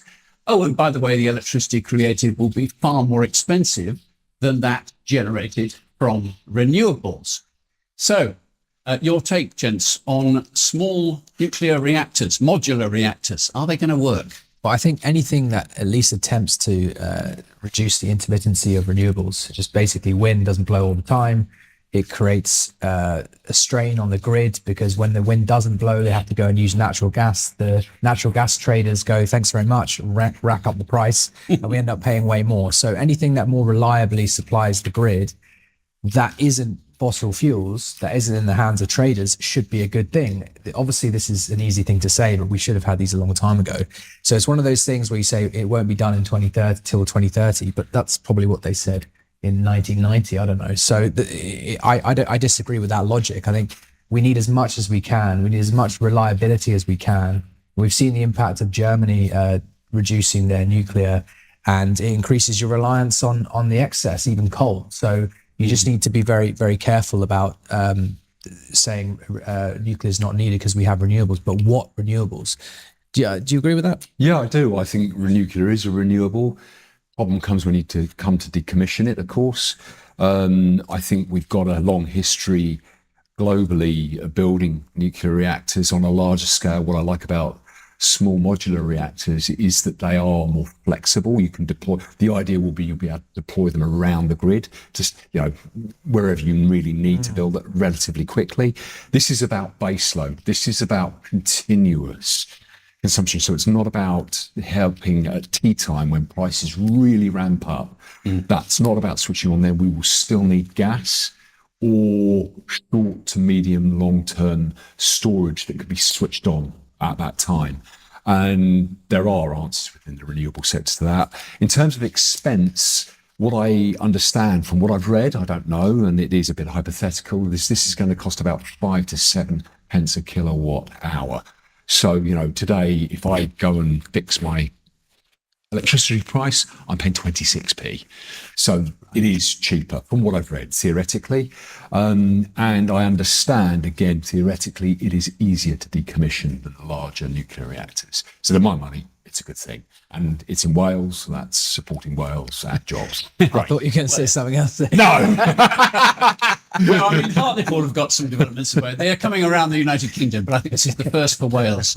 Yeah, and absolutely. Going up on Good Anglesey, stuff. I think, and there may well be others too. This is the UK Energy Show. Next, what's being talked about on social media?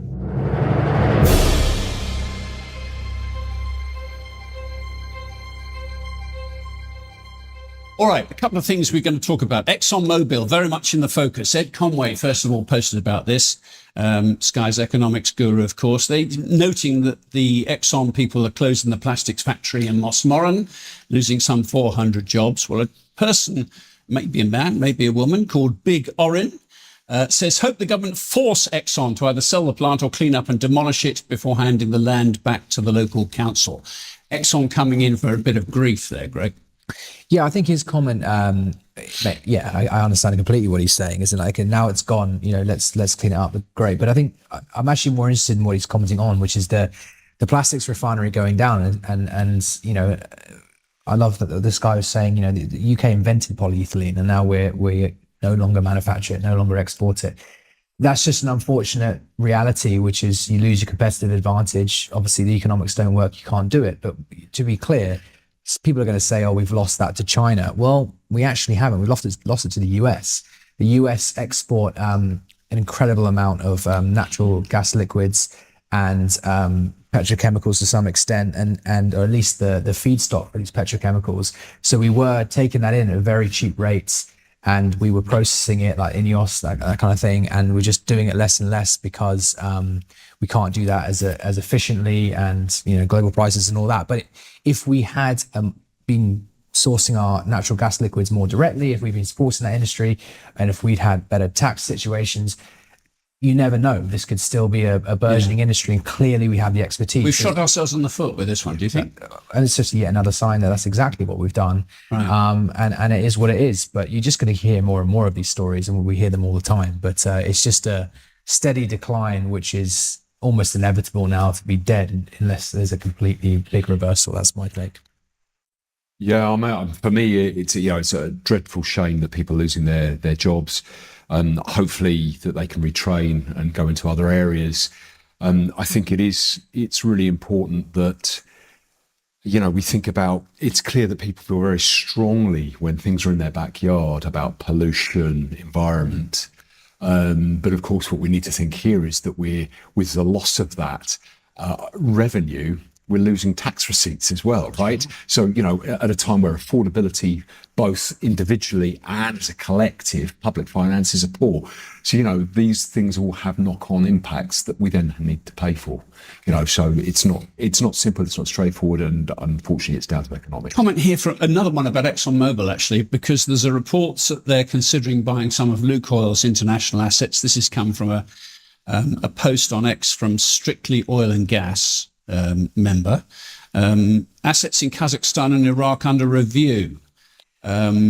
What do we think the Lukoil situation is? Yeah, it's really interesting because this is an oil trader, right? Sometimes people, I think a lot of people aren't aware that they know of the big producers, but they produce it and kind of stand still in a way, right? The oil traders have to come in, take it from them, deliver it around the world to refiners and that kind of thing. So really the oil traders are incredibly important to our ecosystem of oil and gas. So people are very keen to get after Lukoil's assets because they were responsible for delivering a hell of a lot of oil to the world.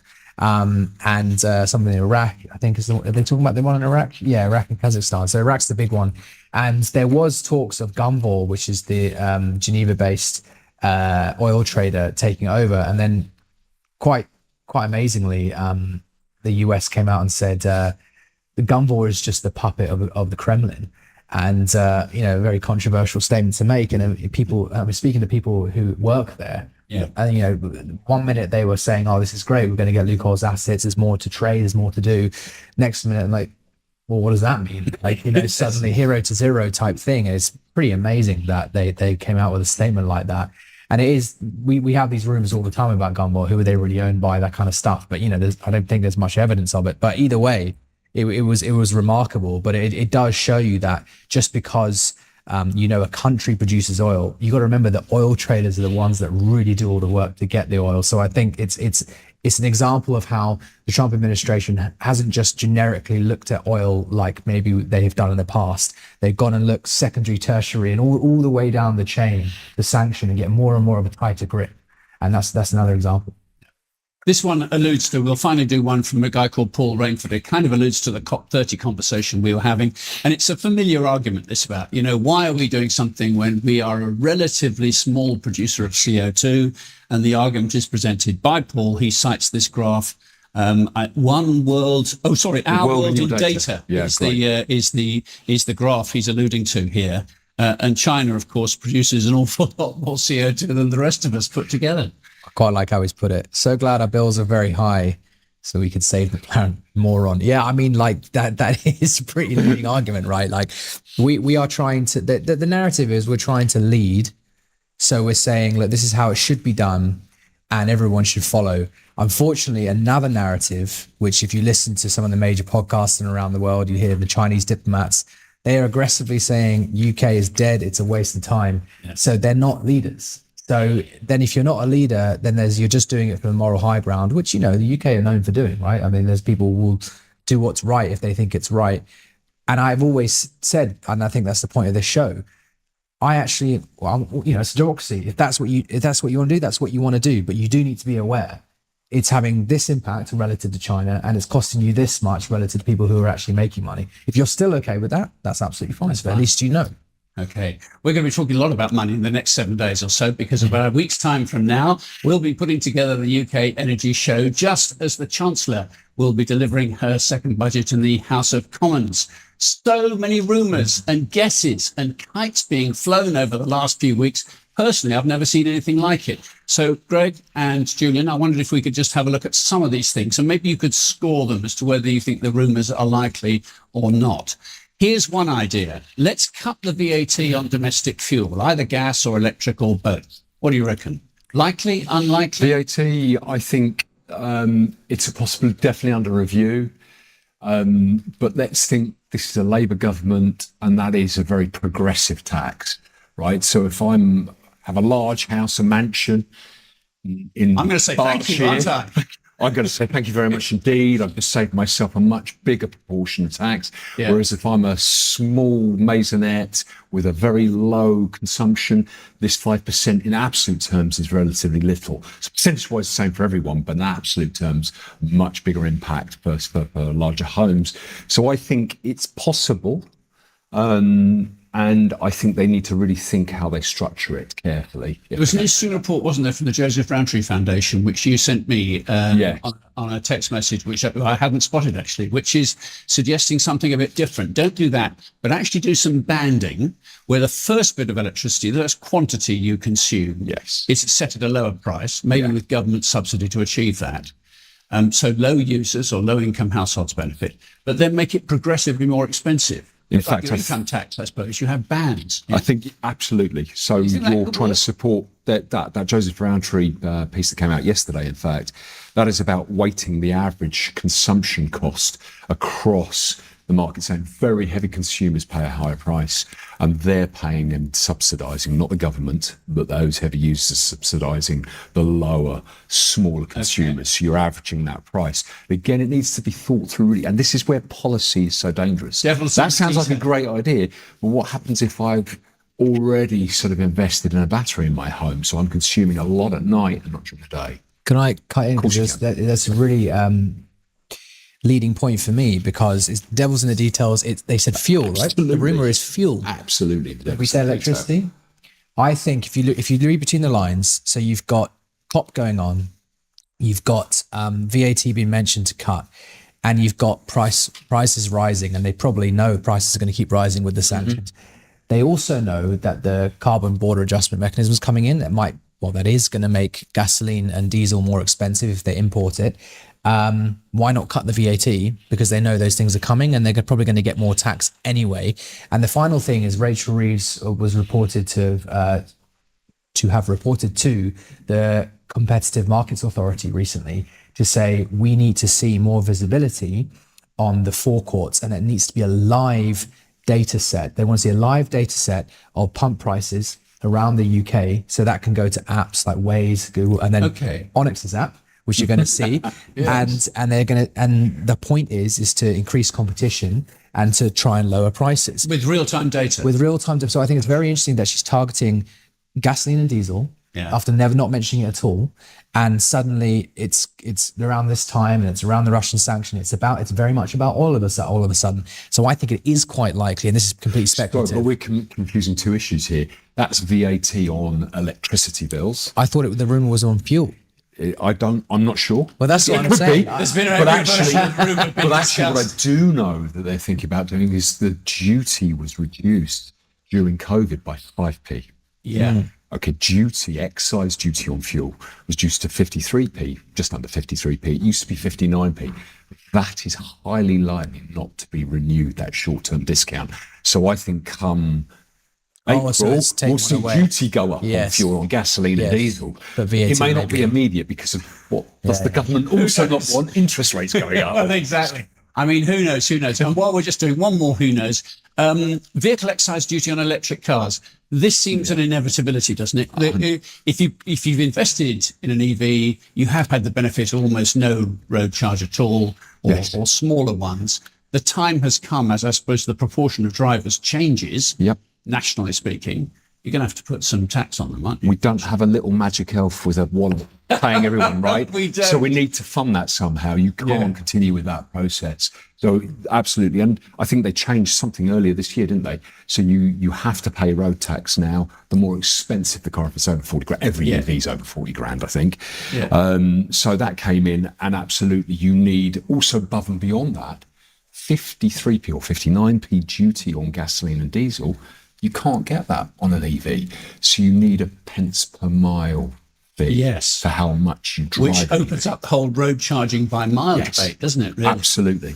So I think we've got, watch this space. We don't know what's coming, but things are going to change. It's fun to look though, isn't it, really? Yes, yes, absolutely. But I do think it's worth saying that you put it quite well.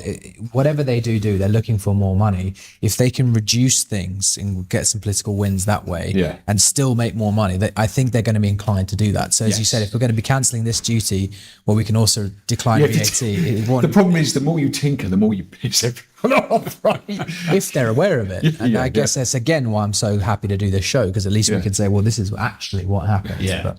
And of course, we'll keep you up to date when we get that actual budget detail and drill down into it. Thank you very much indeed. And thank you for watching. Don't forget to click on the subscribe button so you can never miss an edition of this show. And do send any thoughts or feedback on what we've had to say and what we've covered. We'll post those in the comments below. See you next week.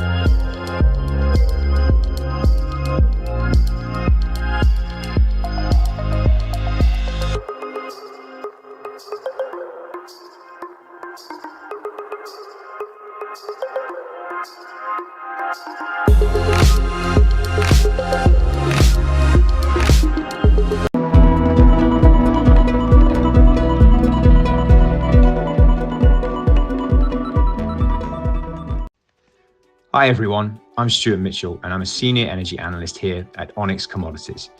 I'm delighted to welcome you to this immersive course on the European gas market. The European gas market has changed more in the past 3 years than in the previous 3 decades. From the collapse of Russian pipeline supplies to the explosive rise of LNG, the story of Europe's gas is one of transformation, volatility, and resilience. In our Explainer series on the European gas market, we break down everything you need to know, from demand, supply, and storage, to how gas prices are formed and why they move. You'll learn how weather drives heating demand, how gas competes with renewables in power generation, why storage levels matter, and how Europe rebuilt its energy security in record time. Whether you're an analyst, trader, policymaker, or just energy curious, this series gives you the insight to understand what's really powering Europe today. Watch the full Explainer series on the European gas market and see how the continent's energy system is being rewritten in real time.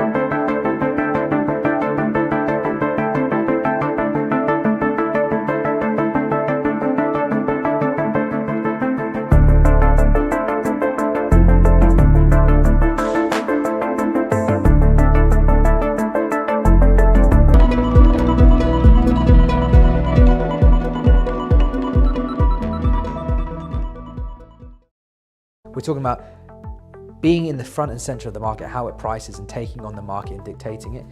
It's never happened that there's a woman, I can say very confidently. Do you think any of that's important, or have you used the femininity to your advantage in some scenarios? Or I don't know, how have you adjusted? I mean, the way I used it when I first joined was, you know, even things like you have a different pitch, so you actually can be heard. You know, if you have 10 people... The pit trading mentality, like the open outcry, you can hear Manny's voice. Exactly, it's just like it's a different frequency.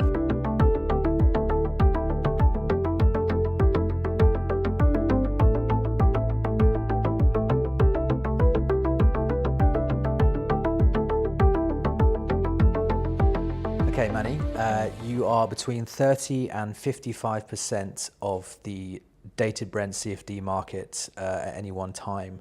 And together with Ashley now, who starts on Axis, get to about 85% of the dated Brent market. So that's obviously huge, that's significant, and dated Brent in turn, and what you trade in particular, very much impacts the settlement of a contract that settles in turn 70% of the world's oil. So you're essentially probably one of the biggest crude traders in the world in the most important benchmark.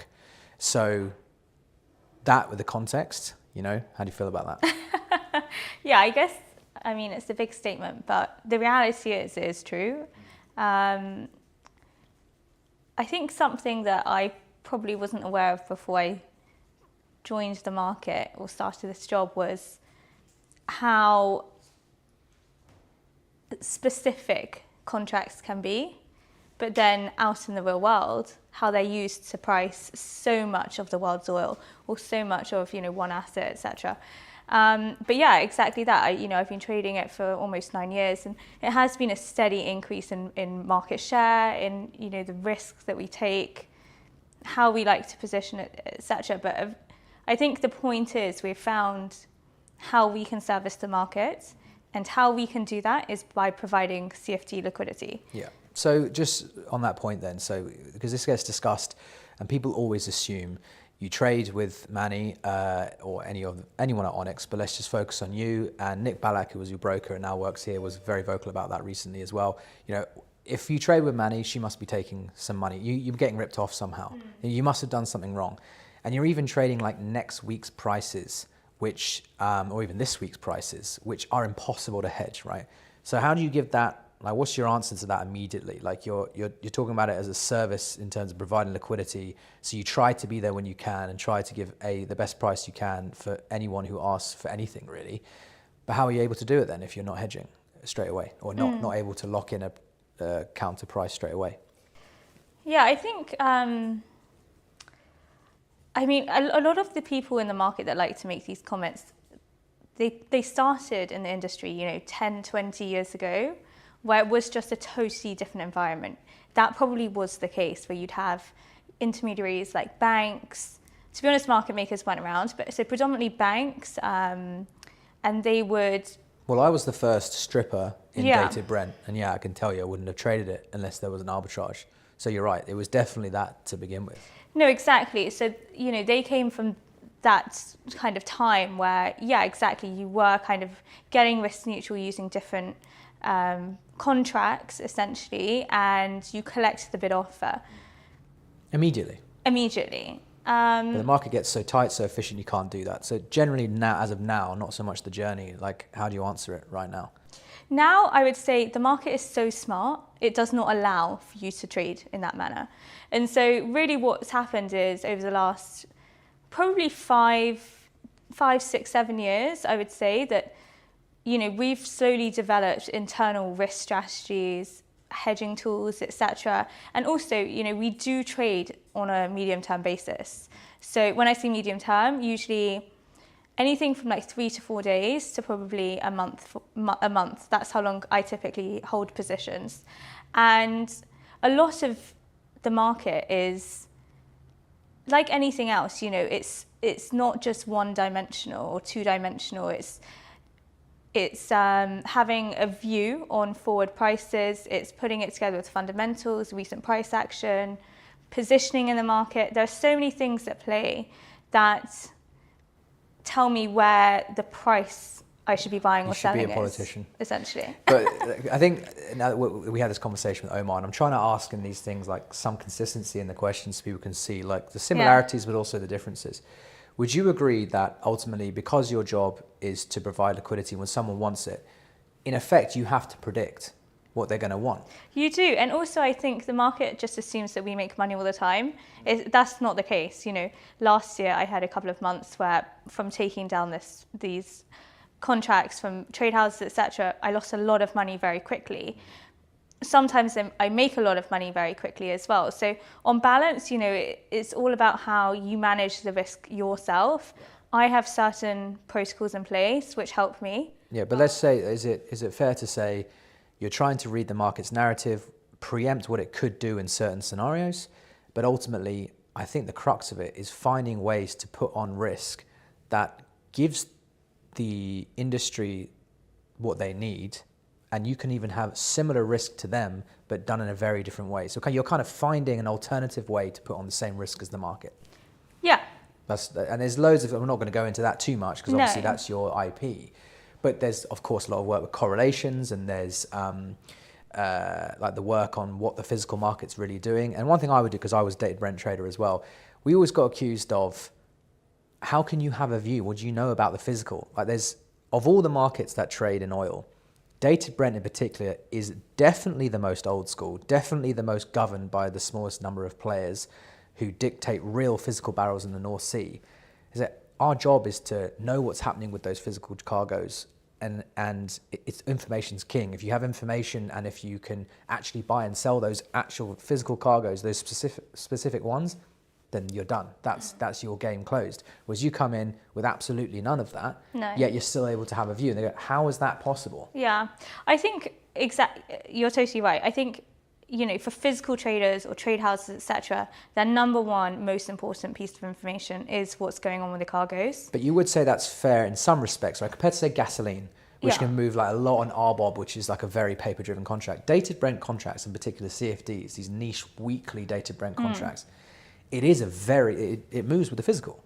It does move with the physical, and often what you'll find is, because of that, you know, bids and offers get stacked really aggressively. So the you know, ranges in a lot of these contracts we trade are really tight.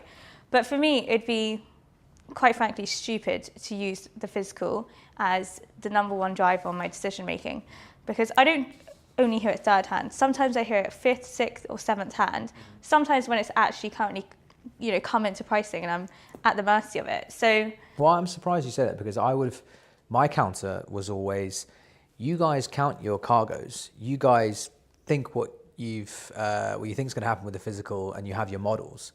I see you react. So as in that you buy, that's the material impact of all your analysis, and I get to see that. So early on it was like, okay, well, Greg, what have you seen? Why are you so concentrated on this week? And what's going on here? What's going on there? And effectively, what they're asking is, what's everyone else doing and why?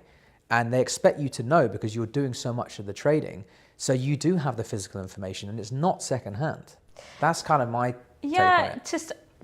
To some degree, but then also, you know, a lot of these desks that trade data, as you said, it prices out 70% of the market. So sometimes you don't know if they're hedging their LATAM, they're hedging their WAF, or they're hedging North Sea. So you don't want to place too much emphasis on what everyone else in the market is doing, because it could just be a false signal. That's very interesting, actually, because there is generally, again, I can only relate it back to my times, but we traded together for a long time as well. And it was like, well, if you are a big player, like at the time it was Glencore, Vitol in particular, Trafigura, actually BP, Shell were a lot more active than they are now, from my understanding, than they are now. Yeah. You assumed, or I assumed, that every single one of their trades was because of their view on pricing. But you're absolutely right. The false signals, when it's hedging, it must have been a huge evolution in your strategy. Because I remember when the market moved like from a deep contango structure for years to a deep backwardation, which has been for the last 6 years. I think all I've really known is backward about There's the a market. lot of hedging, right? There's hedging coming in from WTI Midland. There's hedging coming in from, obviously, you know, the refinery hedging is typically there. But this whole, like, do you remember when we talked about the amount of volume going through as DFLs? Is actually a good indication that people are hedging ahead of time their Brent spreads, and that's where their risk is. And it took us a while to get a handle on that because we're like, oh, they're selling DFLs. This must be bearish. There's so much volume going on. And you're like, actually, no, it's got nothing to do with it. Exactly. So that's a big and you have evolution. no idea what they're doing, you know, on the screen or in contracts like spreads. So I guess that's your point. You don't know, so you can't hold too much weight on it. Yeah, and you learn it the hard way, obviously, like with everything. But and also the importance of, you know, particular refiners or majors, etc. It has also evolved over time. So like you said, Vitol, Glencore, they were big, you know, powerhouses. In 10 pricing, years, whatever. Yeah, 10 years ago. It's now shifted to the majors because of this TI outlet. So they're in control of like the global ARBs, which has totally changed the framework of the market, to be honest. There's also the appetite to be in pricing. Like again, like if we could talk about the years, Shell in 2016, when you first started, and certainly a couple of years before that, before you traded, was the guy, right? Yeah. Like Huan Dong at Shell, he had a mandate, it seemed, and he traded very differently to the people before him. And he was the first one to explore this Chinese arbitrage for 40s. It didn't exist. It was all about South Koreans before that, and suddenly the Chinese were this big outlet that just impacted everything. And he had a seemingly endless risk appetite. Yeah, so, and he then was that the first suddenly one. went away. Exactly, and he was the first one to do it, though. So with anything, you know, I think he deserves the success he got. He's first mover. He kind of paved that arb for a lot of people. Made the connections. You know, it's not that easy to put everything into a certain refinery. So, yeah, since then, I mean, I think they got in a bit of trouble as well for. Did they? Yeah, I think it was. No, it's reported, but you can plastered report. all over the news, So yeah. what? But anyway, since then, you know, Shell have really pulled back on how aggressive they are in trading. And it's always a different player at any one time. And so when basically what we're talking about is profiling flow, profiling trade houses and how they act. But that changes. It's the person, it's the model that they have internally. Yeah. And you've got to keep evolving, right? You've seen maybe what, like 3 major evolutions, I would say. Yeah, but to be frank, like this is the reason why I enjoy trading dated Brent over any other product. I don't think that aspect of profiling exists in any other market. Yeah. It's not as much of a poker game, is it? No, exactly. And, you know, a lot of people just, you know, they don't want to show their hand. They want their names quiet. You know, there's a big thing of being front run in our market as well. You know, if you catch wind of a big trade house doing something, it's very easy that, you know, brokers can leak a name and then everyone buys ahead of them and they get nothing done. So it's a big problem for them. Whereas in product markets, it's a bit different. You're doing small clip sizes. The market's a lot more volatile. You've got 50 million curves that you can potentially trade. It's just a whole different landscape. I think the front running thing is something we should definitely talk about because it's not a word that people like to hear and the FCA certainly don't like to hear, but it's what people generally accuse market makers of doing. But let's discuss it a bit because there's one thing that comes to mind straight away is the reason why I think people move in herds in dated Brent as opposed to other markets still, as in like it's maybe a bit less in other markets, is because you're trading such prompt contracts and the anticipation is that you will price it. That's not like other markets. They will put stuff into pricing, but generally speaking, they prefer to be in the deferred months. When you're in the weekly contracts, you have to have an appetite to price it. So if you price something out and let it expire, you don't need to get out of it. So it's this weird thing, like if something big's going to happen on the physical, you want the liquidity to get exposure to it and you want to let it expire. So it's a fight for liquidity is what I'm saying. Yeah, and also... So the second part of my point was, and if you distort the market like that and it doesn't function well and people can't get their liquidity, they won't then do the thing and the pricing. Exactly. So it's so true. You know, you do that. Let's say you move the price of a contract or something, or some structure, 25 cents or 30 cents from this, you know, short-term momentum thing. The economics don't work anymore. They'll turn the ship around. They'll literally turn the ship around. Yeah. So this is why actually it's a great market to range trade as well. You know, it's not like the product markets where you can sometimes literally not have enough gasoline or whatever it is, and you know the cracks can go to the moon. For us, it's very well defined, and another reason for that is because now all the crudes are so interchangeable. The refinery industry has just totally changed. It was a very, you know, geographically kind of structure defined. Yeah, market, now everywhere is complex, so they it's can been take any. Would you agree it's been democratized with the WTI Midland edition? I think there's been a lot of change in the power has moved from different hands. I don't think it's necessarily democratized, because it just means now that the people that have US contacts or US flow or whatever it is, they can move the market more than before it was just people in North Sea. I guess where I was coming from was the barrel counting that existed before WTI Midland. So just to explain that quickly for people who don't know, there's a finite number of parcels or cargoes that are due to be loaded every month. People count them up and know who's got whatever, and they say, oh, where have you booked it? And they get their all information. They go, well, the market's going to go up or down. When they added WTI Midland, there was a variable. Suddenly there was all this oil that could come in and set the price, almost making, in some cases, the other grades irrelevant, and no one actually knew when it was going to happen. So what becomes important? The arbitrage economics, which are kind of visible, right? TI Brent, TI Houston versus dated. And basically, it's not as inside information anymore. No, it's true, What I'm saying is your best guess on what the future imports of Midland are going to be are actually as good as anyone else's. That's maybe the generic read I've got on it, and that's kind of what I meant by democratized. Before, do you remember, like someone would book some VLCC out of nowhere, and suddenly everyone's buying, and you're like, what the hell happened? Yeah. When was the last time that happened?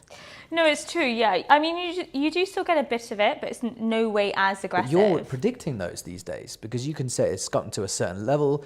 I'm very confident when it's like this, someone's going to come out and do a bull play. Yeah. I don't think you would have been able to say that before, because you just didn't know. It was very random. It was always based on someone's kind of random appetite or someone's random mandate. It was more random. I'm not trying to put words in your mouth. That's my read on it from the outside. Yeah, I mean, by literally doubling the amount of cargoes, by default is, exactly, a lot harder to do those kind of big bull plays or bear plays. Or localized bull plays. You know what I mean? Like in one particular week. It's true, but now what we've had is actually a huge increase in volatility in the pricing contracts. One day you could be pricing plus 20, the next day minus 20. Oh, really? The day after plus 40. We didn't see that before.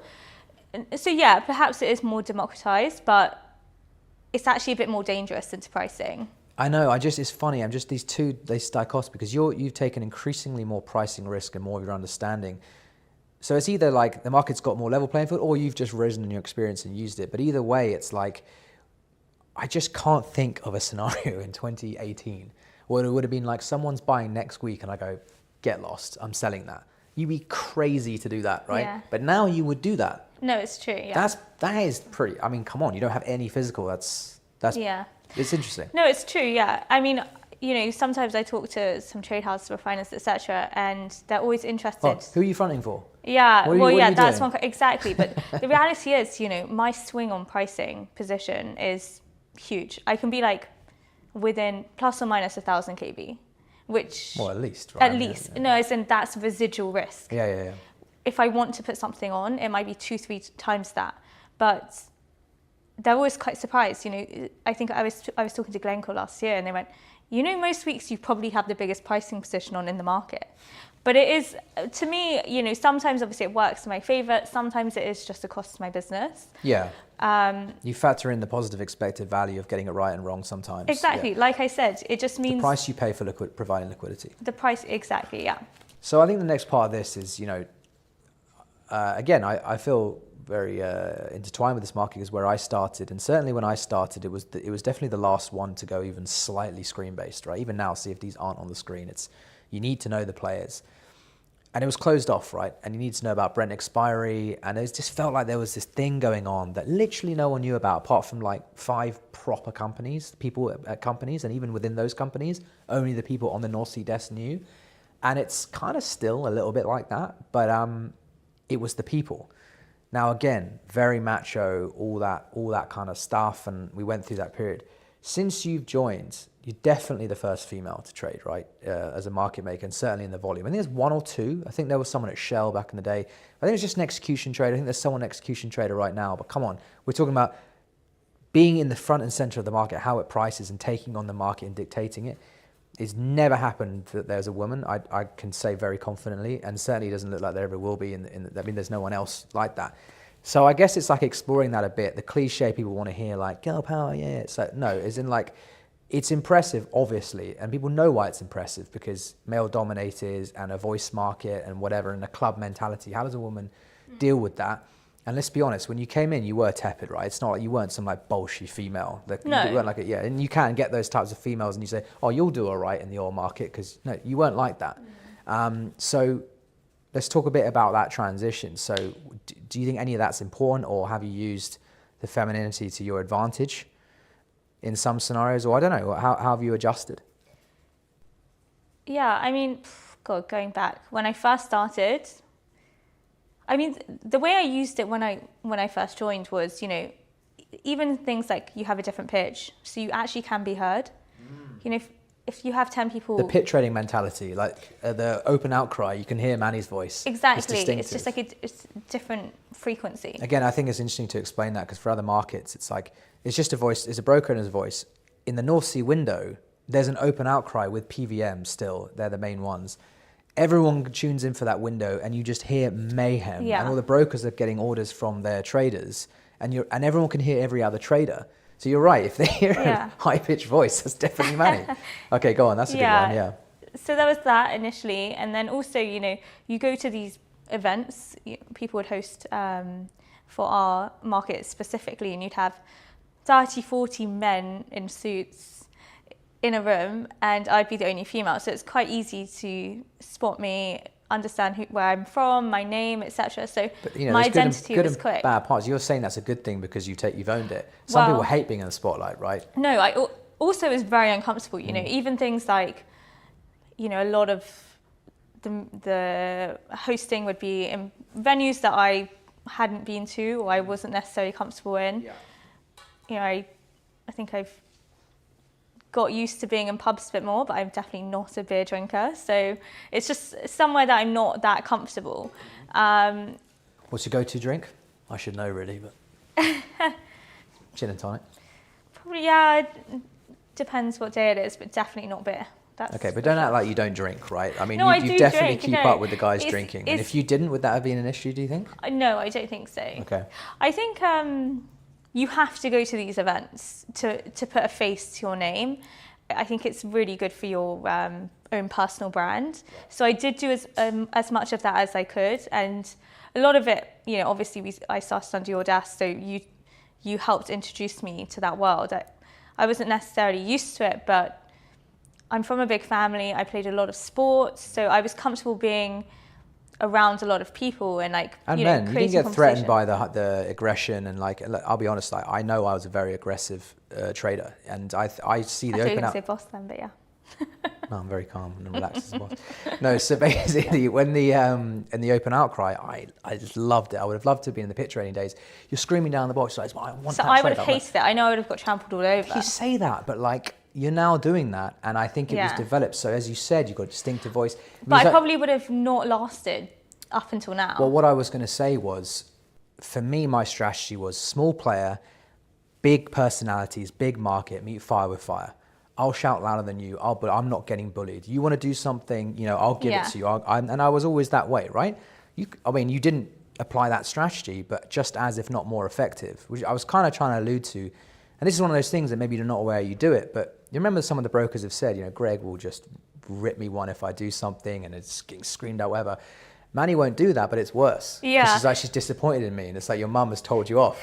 And you're playing into these guys like mummy issues. Do you know what I mean? And I think that works like a dream, right?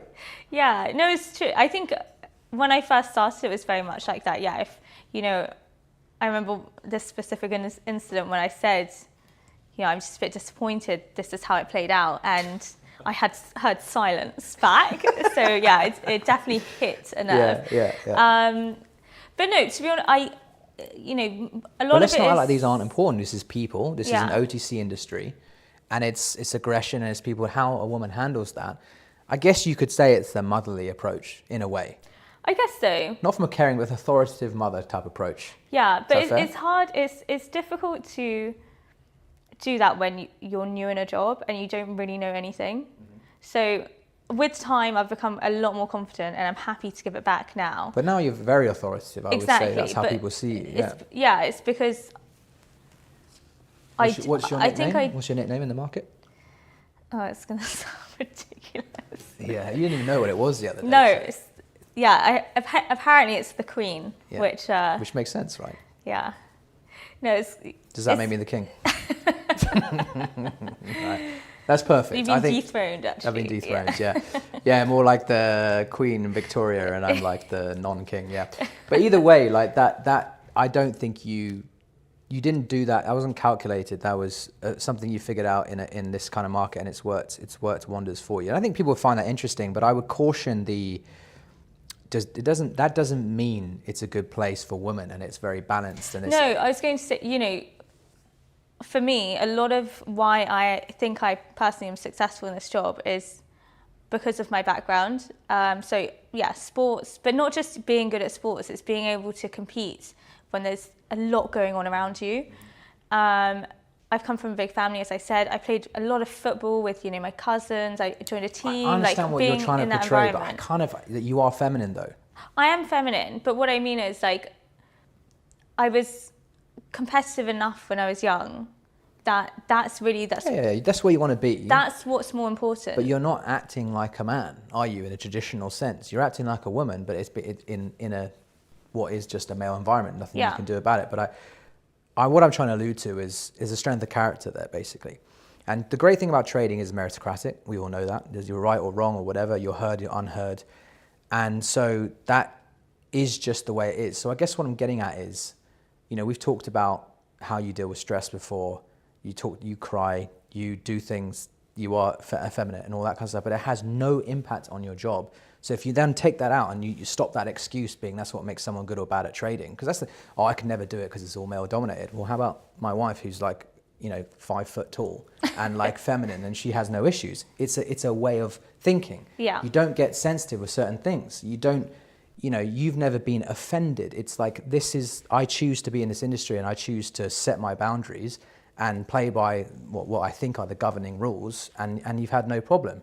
But there are people who just couldn't handle that because they'd be reading too much into things and they'd want the excuses. And the big thing about trading is the accountability element, right? And you do sometimes struggle with accountability in your work life. I think as a junior, it's obviously gotten better, but you clearly don't have that issue on a macro sense because the trading would just spit you out. You don't lose money and go, it's such a male-dominated industry, right? It's got nothing to do with that in your mind. You never let that come into play. No, I think... And people should respect that. But this is what I mean about being competitive. Yeah. I think to be honest, I'm too stubborn for this to have not worked. And then you get to a point where you've done it for so long and you've become such an expert that, quite frankly, it's stupid to give it up. So I've been trading for 9 years. Arguably, I'm the best trader I've ever been. Of course, yeah. And my input is the lowest. Yeah, which makes sense. Yeah. Makes sense. So, a lot of the things I've learned over repetition, etc. But I could have stopped at many different points. I didn't have the easiest start. Even last year I said I lost a bit of money. I was not in a great place. I kept going, but ultimately I think it's because I'm stubborn. I enjoy succeeding, and I think I got a lot of that from being young, being competitive, and learning what it means to win. So. But would you agree with me then? Would you say to someone like Anya, a female trader on gasoline, we've got Taros on naphtha, we've got more and more females. I don't think they'd ever even say this, but would you say to another people, don't let the female thing be an excuse? Would you say that? 100%. Okay. I think it's just so irrelevant now. I think maybe 10 years ago it was different, as you were literally the only person there. You were trading 10 years ago. Yeah, but as in I had no role models at Onyx, female role models at Onyx. Now, I would hope they have me, they have a lot of other people around them, a lot of other women around them that can help support them. Yeah. But it's true, the first time, I definitely do cry when I get frustrated. The first time I cried in the office, not the last, it was a bit embarrassing. I was like, these men around me aren't used to me behaving this way or anyone behaving this way. But they are though. Now they are. Yeah, but I've seen men cry as well. No, but it's a bit awkward in a working environment, You don't want to show that vulnerability. Yeah. Well, I don't think you were the type to just cry on the trading floor. You would go away and No, cry. exactly. But, it was still a lot to understand about myself and also here, you know, people weren't used to having women around. I think another thing is like, just to play on that, I guess we've kind of talked about this a lot, so I'll move on, but just that, you know, how do people express frustration? It's a big thing. You're sitting behind a screen, and any gamer would understand this as well. You know, you smash a control, or you just get angry, right? This is such a frustrating thing to do, screen-based anything, right? Or like high frequency, whatever, high stimulus things. But you don't do that, or do you? I mean, what is your like frustrated kind of mode, if you know what I mean? Yeah, I think it is really important to get rid of that kind of energy surge, cortisol, whatever it is. But yeah, for me, I don't really let it out physically, I would say. Like even now, like I wouldn't say that I necessarily am as sensitive anymore. I've done so many reps now, so there's very little but I things haven't get you frustrated. Seen. Things you get miss me a number frustrated. or whatever, so what do you Yeah, do? so for example, earlier today, I missed a number on the screen. I went, oh, for God's sake. Okay. And then you move on. Like for me, there's no, I've never been that outwardly aggressive though, or like needed to hit anything or I whatever. would ask the brokers if they agree. Oh yeah, I'm sure a few names have been called, but I do actually pride myself on being able to let go of things very easily as well. So as I said, you know, you get frustrated and you're like, okay, it's done, move on. Otherwise, it's just like this toxin that stays in you. Oh yeah, big time. It's a horrible feeling. So I guess it's a good segue into philosophy of risk, right? Because, you know, what is your thinking? And again, not necessarily set in stone like you always knew it, but having had the experience, and again, you said last year and things like that. Let me ask you this: Would you say that frustration and that stress, where does it really come from? Is it because you don't feel in control? So, for example, have you found that you've been most stressed or most found it hard when you've been out of control of your risk, and you believe in very tight risk management, or are you more of a you need to experiment, you need to kind of, do you know what I'm getting at? What's your philosophy? Yeah, there? I definitely think you need to push your boundaries. And so if I just traded in the same way I did from year 5 to now, I think it'd be pointless. I shouldn't be in this job By if the way, I still did there that. are a lot of traders who do that. What works, they repeat, and they get slowly arbitraged out in some way. Exactly. Yeah. So you will get priced out, especially with, you know, a lot smarter new talent coming in. And technologies and systems and whatever. Yeah, exactly. So for me, I mean, the main thing is what really gets me annoyed. It's when my thinking is slower than it should be. So the risks that I put on, that's something different. It's, you know, it's more often than not, it's within my model. As I say, if I've made a bad decision, it still means I've made a decision. I've thought about it. I've weighed up the pros and cons, etc. So I can take it. It's thoughtful, so I don't mind. When I miss deals or do something that I guess the opposite, haven't thought through. Not so much, but it's more when I'm slow. So it just puts you on a back foot. Mm-hmm. So how do you try and stay sharp mentally, then? but also in your risk? I'm a routine gal, for sure. For me, that's the number one thing. You know, I go to sleep at the same time every night. Usually I wake up at the same time every day, pretty much eat at the same time of day. I have this, you know, rely on my team for certain things. I have this pattern of behavior, which I rely on very heavily. So if something gets pushed out of whack, does that screw you up? Yeah, for sure. Sometimes I don't even need to have a drink the night before. If I go to sleep too late, I feel hungover the next day. And so obviously your decision making, your fatigue, all these things fall in and it will impact your trading. But you know, inevitably you can't avoid that all the time. So what do you try and do to stay sharp when you're hungover or something like impacted? I mean, luckily now I rely, a lot of it is subconscious, but to be honest, I probably just lean on my team a lot more. So, I mean, okay, so you take yourself out of it. You don't want to be in the moment and say, look, you know, throw cold water on you, let's get stuck in, or you want to, look, it's not there. No, that usually doesn't work for me. Luckily as well, you know, our market is a bit slower, so I don't need to be on the desk all the time every day. I'll tell my desk, this is like generally what I want to do. I trust your execution a bit better than mine at the minute, so happy to do it. Okay. But it's not always been like that. I'm very lucky now I have a good team. It's taken me 5-6 years to find a good secondary trader. And there's so much that goes into that, isn't there? yeah, this time 2 years ago, I would have been micromanaging it. So it's definitely a new thing. And that in turn probably makes you less stressed because you have genuinely good support. So also something because obviously I've overseen your development in particular with the Data Brent desk. And if I go way back to 2019, which is when you really were kind of had to take over the desk, because I was pulling out to be chief executive, it's like you just have to, basically. And you took a while to get into it, right? But do you remember the moment, do you remember the moment that I feel that you suddenly kind of made that step change and then it moved on from there? How do you remember it? Yeah, I mean, for me, it was, again, I'd made a thoughtful decision to put on a particular risk on a Friday evening, probably not the best time. And over the weekend, we had the Saudi bomb attacks. Saudi oil fields, they got bombed. Of course, my position was short, which was not great in that scenario. But we came in on a Sunday night to trade it, and I was really nervous. I remember saying to you, if I have to stop out of these spreads, can you just stand behind me?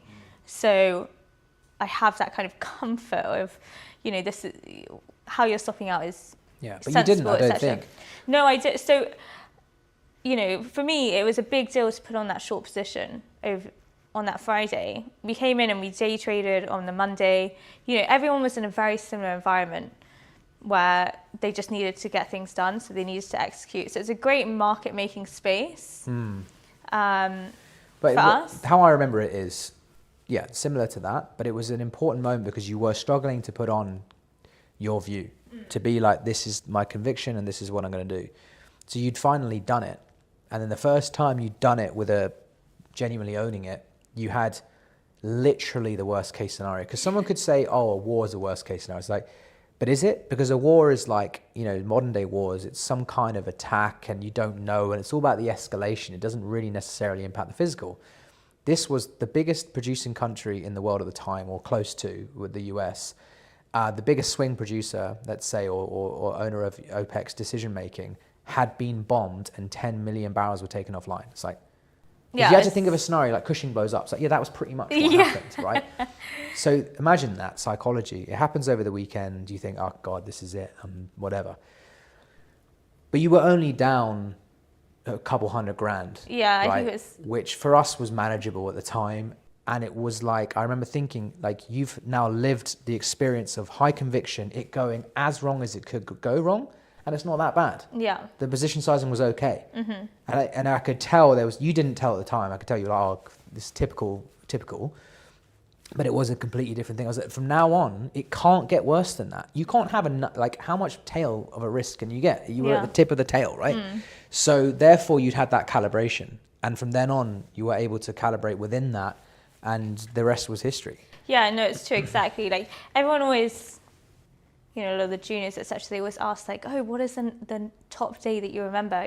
Typically they expect you to say when you'd made the most money. Yeah. But for me, it's always that day. Yeah, great.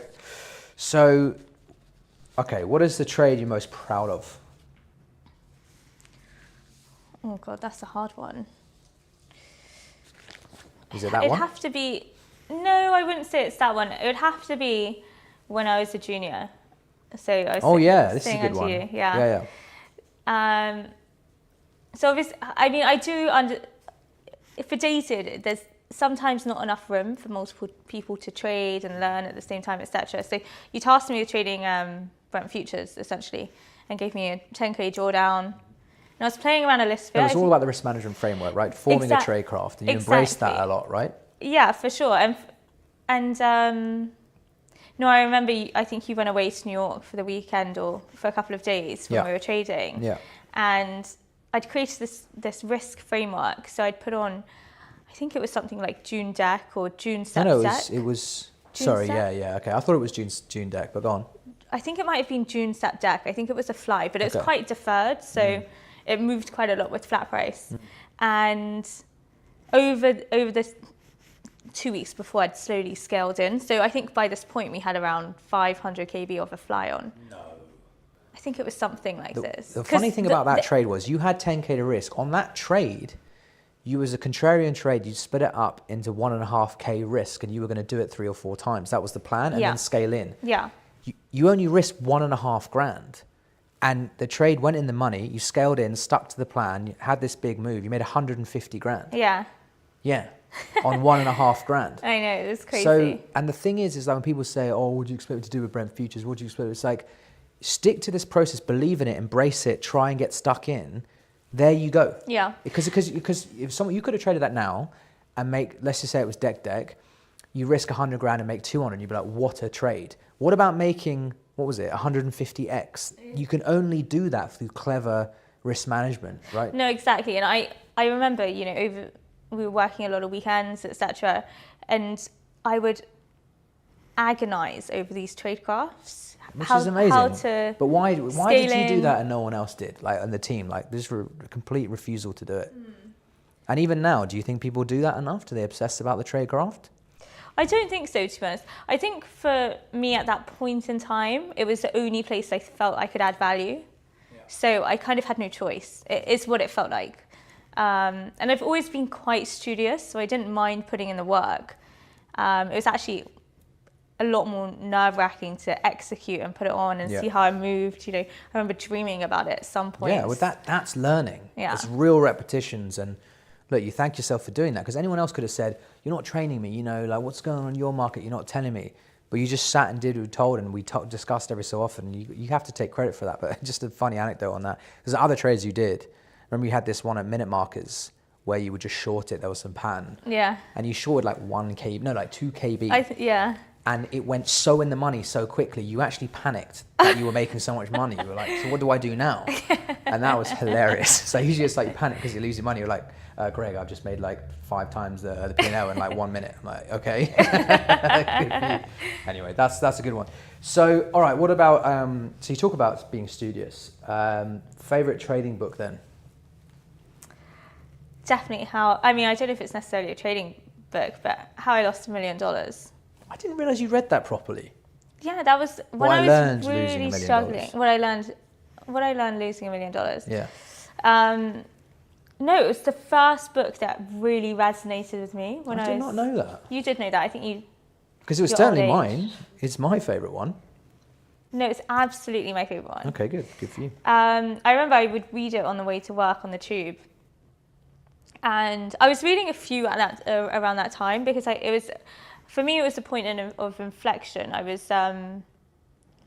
think it was after this trade, and then the next trade I found it quite difficult to see my place in how I was going to move forward.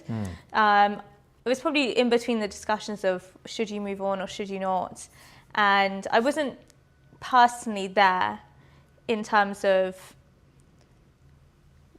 conducting in the market, you know, talking to creating this like risk. You didn't know what your identity was going to be in the market. Exactly. I was just a bit lost for maybe 6 months, I'd say. I was just figuring out what it was that I thought I could bring to the business. So yeah, I sought solace, I guess, in these books, and that one in particular I found really interesting because I've always thought that the majority of trading is 90% psychology. So being able to understand how someone thinks when they're losing money. So what do you, in a nutshell, what did it say that resonated? It's always like a comeback story. So he lost the money, yeah, fine. It wasn't necessarily through bad decision making or anything like that. Well, you said a lot of it was luck, right? And he only realized after the fact that it was luck, and then he started diving into the process and understanding himself, and then came back stronger. Exactly. So he came back from it, which, I mean, yeah, maybe it's a bit romanticized, but it was the part that I could see in myself as well. I think because I was in a bit of a pit, so I just resonated that if you keep going, you keep trying to develop yourself and how you're trading. A lot of it is synonymous with your own identity, you know. You do something, 10, 12 hours a day, it's going to have your personality in. So yeah, it was a great time for me to find those books, and it's definitely one that stayed with me. Favorite trading film? So I quite like margin call, probably because I've seen it most recently, but also I think it gives the reality of trading. Like Of losing money the and being in depiction a of it, scary scenario. Yeah, it's a bit dystopian, isn't it?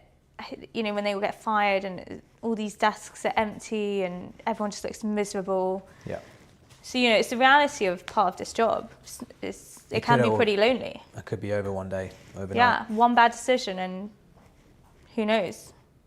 Yeah. Favorite technical indicator? I don't really like technical Okay, but indicators, but maybe not the defined technical, but like how you look at markets. I mean, I typically use ATR. You look at volatility a lot. Yeah, when I'm constructing any trade plan. What about when you're market making though? When I'm market making, I try to envisage how the market's stacked. So, exactly. So like the last few days, we've had maybe 50 bids on a particular structure, and the only sellers are market makers and, you know, a couple of people that are getting rid of a bit of risk. Yeah. Versus other yeah. That's the curve and all that. We don't give too much away, but that's cool. Yeah. All right. Most important economic. What are you looking for data-wise to be released? Like, what do you pay attention to most consistently? As in day-to-day, or?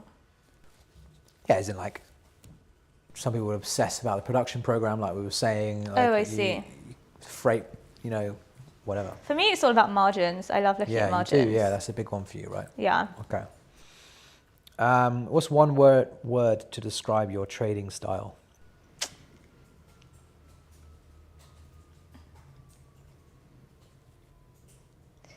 Ooh. Kind of what said did it, Omar right? say? I think he called himself the Don or something like that. No, I think he was kind of like explaining market making, I think. For I would say it's decisive. I don't like getting bullied into trading. Yeah, okay. If you were to have a trading nickname, what would it be? We know that. Obviously the Queen. Nice. Anything else? I remember saying to you, like, definitely no brokers, and they would never say anything to your face. But the way you have to talk to them, the way you do talk to them, don't think they're not going to be slagging you off, calling you a bitch, calling you whatever. But it's all about how you. But you're going to be called something bad. What bad thing do you like being called? Would you rather be like, oh, she's a nice person, but completely like weak and wet? Yeah. Or like, what a bitch, but like strong, never bully her. And that's obviously more your thing, right? Yeah, absolutely. Okay, if you weren't a trader, what would you be? Probably a portfolio manager. Well, you had JP Morgan, you were going to do that, right? That was your first thing, asset management. Asset management. So, but you gave it up, so obviously not. well, because I didn't know really You wouldn't that have this gone is back what to a it. trading role was. But let's say trading didn't work, would you have gone back to asset management? No, I probably would have tried to find trading in something else. Okay, let's just say you can't do finance then. Okay. A doctor. I mean, I was very close to... But you gave that up as well, I know, so you I wouldn't know. have been a doctor. But if finance is totally ruled out, the only reason I didn't you do found medicine is because I did finance. So if we weren't able to do that, like now, if I was to, knowing what I know about trading and how my personality is, I think I probably could have gone to be a detective. What, like crime scene, obviously, and like homicide? And... Or maybe a bit more high level, like MI5. I think you just watch too much TV, that's what you want to do. But yeah, fair enough. Okay, what about a quote that you live by, right? Not necessarily a specific trading quote, because, I mean, you don't say things like Gartman rules every day in your head, right? So as in like, what governs you? Is it that, you know, it could even just be like, keep going or whatever, or like... Oh, I see. For me, I probably don't flap. Like, if you've done something before, the idea of having self-doubt is just pointless. You know, you've made the decision, move on. Or make a decision. Or make a decision. That's but good. the idea of flapping, it's just... Is there anything, do you think of anyone when you're thinking that, or a quote, or like, does anything work to inspire that? Not really. So you know where... The thing that keeps telling me to do it is my juniors. Sometimes I see them doing really nervous behaviour. And it gives you strength. And for me, it feels like they're not in control. So I'm like, don't behave like that. You know, how you conduct yourself is almost as important as your body language. There is a quote from that, which is, there's nothing like someone's fear to give you strength. Because it's a very leadership-driven thing. So you see people flapping, scared, or whatever, and it's like, right, get into protector mode, right? Like, I need to therefore step up. Yeah. And if you're feeling a bit flappy, but they are, you can actually get strength from it. So it's ironic. But yeah, exactly. So, yeah, there we go. Cool. What's one sporting event that you would go to that you haven't been to yet? That is so random, but I think I asked Omar that, so yeah. I've been, to be fair, I'm lucky that I've been to quite a lot, but one that's Or do you even like sport? I do like sport, yeah. I prefer to play it than to watch it, but I would quite like to go see the darts. I've heard it's quite fun. Are you serious? Yeah. You like the basketball, I thought. We've done that already. Oh, sorry, yeah. My dream would be to go see the NBA, like a final or something, yeah? courtside. All right, brokers out there listening, Yeah. he's keen. All right, If not, you can take me to Ali Pali. Yeah, exactly. So what about an event in general, like a bucket list thing? What about, what's on your bucket list? I mean, the NBA is pretty bucket list, but aside from sporting, I'm becoming a bit more interested in kind of fashion shows, etc. So maybe going to one of the like high-end fashion shows in Paris, probably. Just going, or? Yeah, not walking it, Christ. Well, yeah, like maybe a VIP back end. Yeah. All right, finally then, what's one skill every trader should master? Just one. Discipline. For sure. Every time. Of yourself, of the Everything. process, of everything. Of everything. Discipline, adhering to your own belief system, your own trading views, your own tradecraft, your schedule, you know, in anything. You have to have discipline. Okay. We'll leave it there. Thank you. Thanks.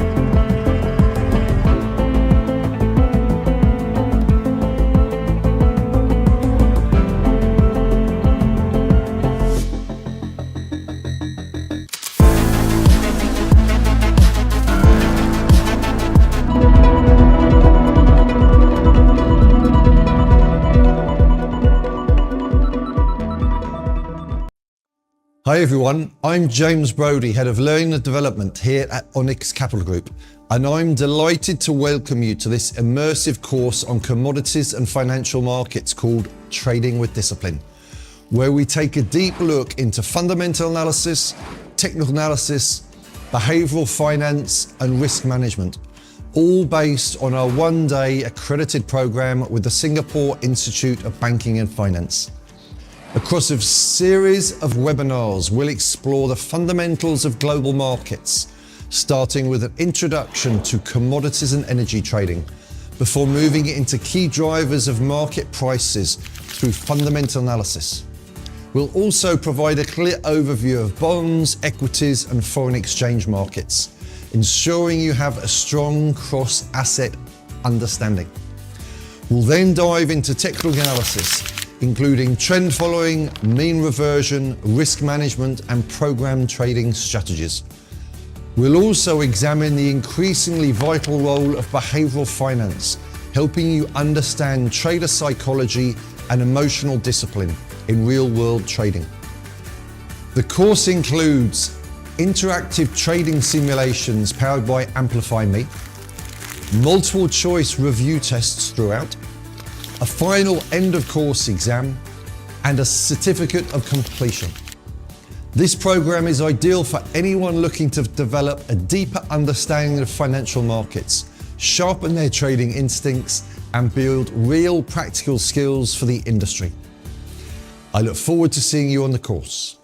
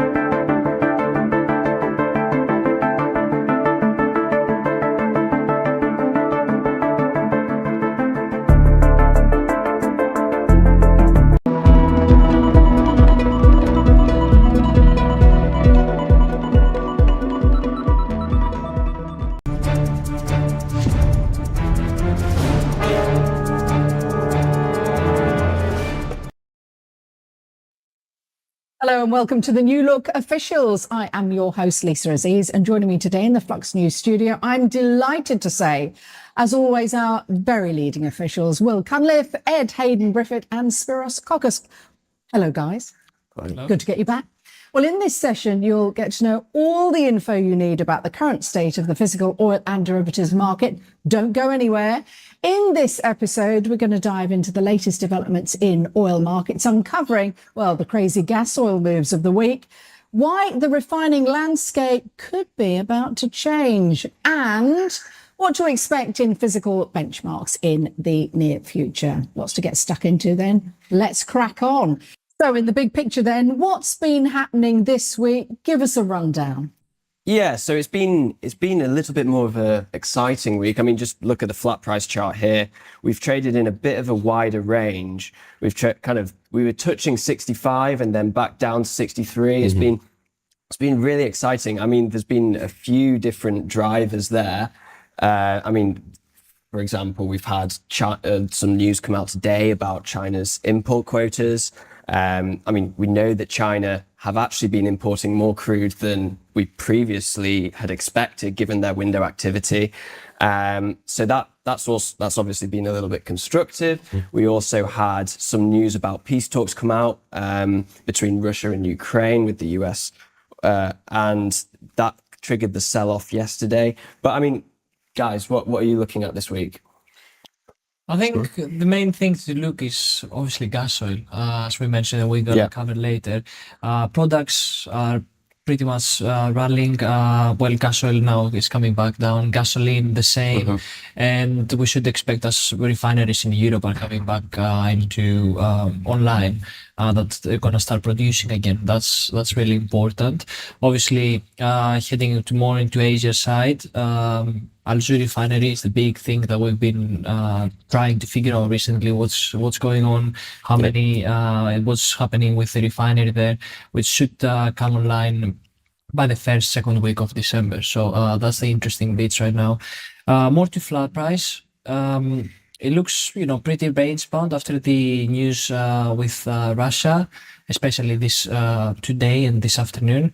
Has really struggled to keep to try test any direction recently, and the market is just clearly waiting for any news and the sanctions that were, or the additional delay from the sanctions from the Trump administration hasn't made any meaningful progress in terms of flat price action. So I think as well, when you talk about the Russia-Ukraine situation, as much as wanting headlines, the market wants something concrete. It doesn't want more rumors. We've had so many false starts on the peace talks, on progress being made, and then unwinding the opposite way to more severe sanctions. So I think really the market is going to wait for serious, solid consequences and an outcome rather than more conjecture. So as you say, well, we had this sell-off yesterday. It would drop probably $1 or so. Absolutely illustrated by that dip there. Yeah. But you come straight back up again this morning, and it has no real long-term meaningful impact. And I think I think it's more of the same sort of. The market is becoming a bit fatigued to it. We saw a similar situation with the Trump tariff announcements. Initially, the market's very reactive, and then over time, the flip-flop, the back and forth. It's no surprise that traders aren't taking directional positions off the back of it when it's just reversed 2 days later. Well, it can get tedious, can't it? I mean, we've seen it overnight, and in the run-up to the Nvidia results, for example, overnight. Everything drops like a stone, and then it's all bouncing back again. Exactly, and I think that's exactly the same thing we're seeing in flat price here. We do have that kind of that initial sell-off on the noise, on the rumor, or on the headline, but it's rapidly faded the next day. And that was the same with a similar kind of price action to gas oil, wasn't it? Give us a sense then of what that gas oil rally looked like, and certainly what caused it. Yeah, I mean, it was super aggressive. We had like a $4 move in the gas oil crack in a day. We peaked at over $38 a barrel. And, that's monumental. We'd seen that, inventories, they'd been tight for quite a long time, especially in the US and even in the ARA. And then slowly, as we've kind of progressed through the past couple of months, ARA inventories had started to build again. And this had kind of left the market thinking, you know what, like $30 gas oil cracks, that's seeming pretty expensive. So no wonder a lot of traders started getting short. And then we had a cold snap in Europe. You know, we had temperature anomalies like minus 15 degrees in France, degrees Celsius. And that obviously lends support to your middle distillates like gas oil and heating oil. And then obviously the market's super short. So that just means stops get triggered and you have a pretty violent correction to the upside. But then again, today it's been faded somewhat. Yeah, I think there's also, as well as you mentioned both the stocks and the cold. I think part of the problem for Europe is that it has stocks, but they're not on the scale that you get in the US. They're relatively small. Yeah. So I think the market is concerned that if we have a sustained period of cold, we'll draw on those stocks pretty rapidly. They'll come down and then we'll be in the middle of winter, low stocks again, which will make us pretty vulnerable if there is another cold period. And don't forget that freight is so expensive. Yeah, well, that's the other thing really, I think, is that the arb opportunity between regions is really limited because of the freight being so expensive. So you can't exploit this higher pricing in Europe than in Asia, for example, because freight's so expensive. If you look at TC14, which is the clean freight route from US Gulf to European continent, it's 16% higher this November than it was last year. So like $5 per metric ton more. So it immediately kind of neutralizes or at least shaves off a large part of that potential arbitrage you can exploit if you are a physical trader. So that's preventing the kind of free flow, and that's part of a broader kind of freight spike really in prices, both in VLCCs, dirty tankers, clean. It's all pretty high. That's factoring also into the dated Brent assessments in terms of CIF versus FOB adjustments.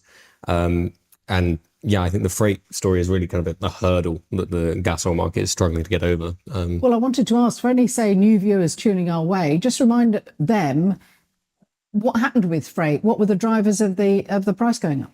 Why? Well, there's been numerous reasons. We've lost the count with the sanctions packages from the EU. They've sanctioned so many, obviously, Russian vessels. So that's a lot of stress of the vessels that are available in the market right now, which obviously increases the freight rates. So that's one particular thing. And it's just been a constant rally since late August from memory.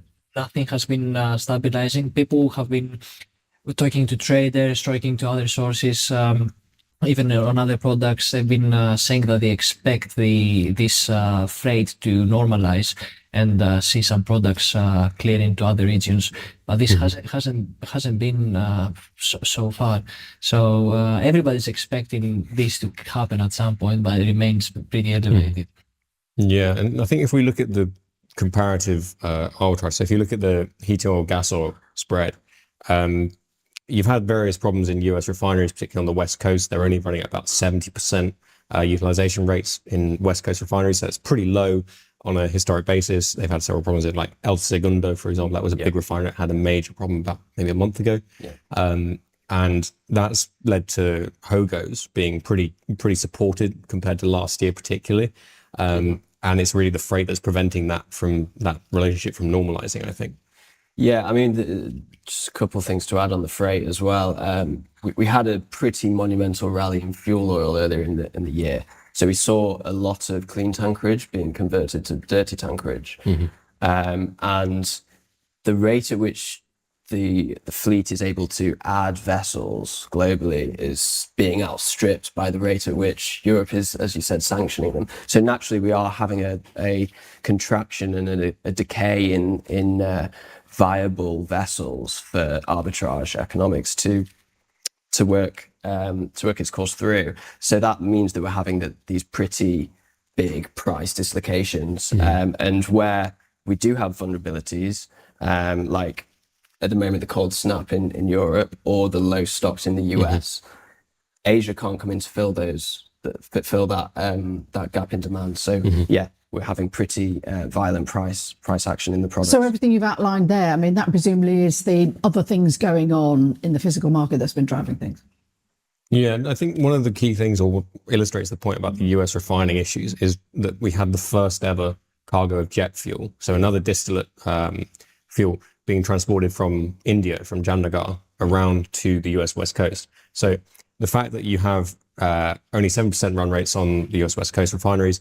Jamnagar sending distillates over to US West Coast, which has never happened before, demonstrates the problem that you have in the US in terms of particularly distillate refining capacity, but also illustrates that you can't just, you can't replace that refining capacity with imports from Europe because gas oil is so expensive there. The freight route there is expensive. Maybe it's more viable to transport from Asia, but that isn't helping really the overall distillate situation. And I think, like you said, we ended up with this very short market that ended up getting squeezed on Tuesday with that kind of $4 a barrel move on the cracks. Yeah, I mean, that is quite a striking change in flow, actually. The fact that you've got Kero going into the US from India. I mean, the US is typically long distillate, whereas Europe is long gasoline. Just the nature of the feedstock, the nature of the refinery complex. So typically producing Kero, they don't have an issue with that. So yeah, that's definitely a concern. Right, let's move on. The rallies supported then margins globally. So what impact do we expect that to have on refining activity? I mean, right now, obviously we had the maintenance period in many refineries here in the EU, in Europe. So we should expect this to normalize. Obviously, refining margins are very, very high. Obviously, as we saw in Q2 and Q3, many refiners have been doing particularly well because of those margins that remain elevated on a year-on-year and quarter-on-quarter basis.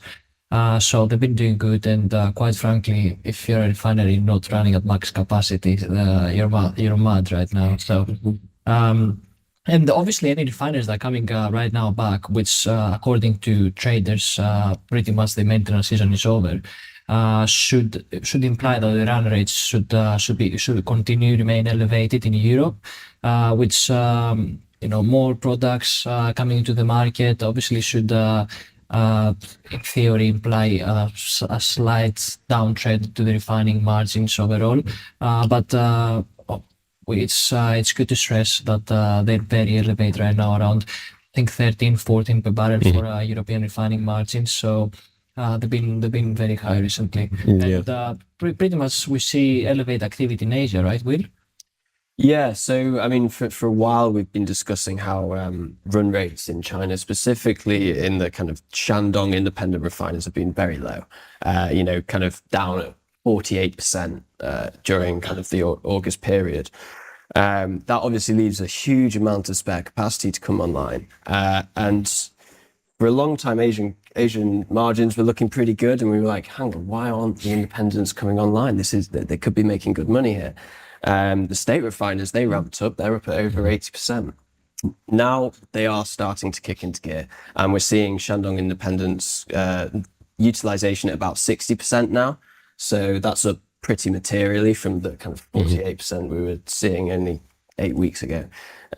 So it looks like they're starting to turn on, but even still, we have very high freight rates. So absence of freight coming off, it'll take a huge drop in those eastern product cracks to kind of see that flow over to the west. And I think that will remain pretty constructive of margins in the west, just purely on an arbitrage basis. Spiros, you made a really good point there. They'd be mad not to be running at max capacity. So why aren't they? Well, it was obviously maintenance season and unplanned maintenance. So we had the big Kuwaiti refinery, Al Zour, is still down, as we mentioned, which is a very big refinery, it's about 650 KBD.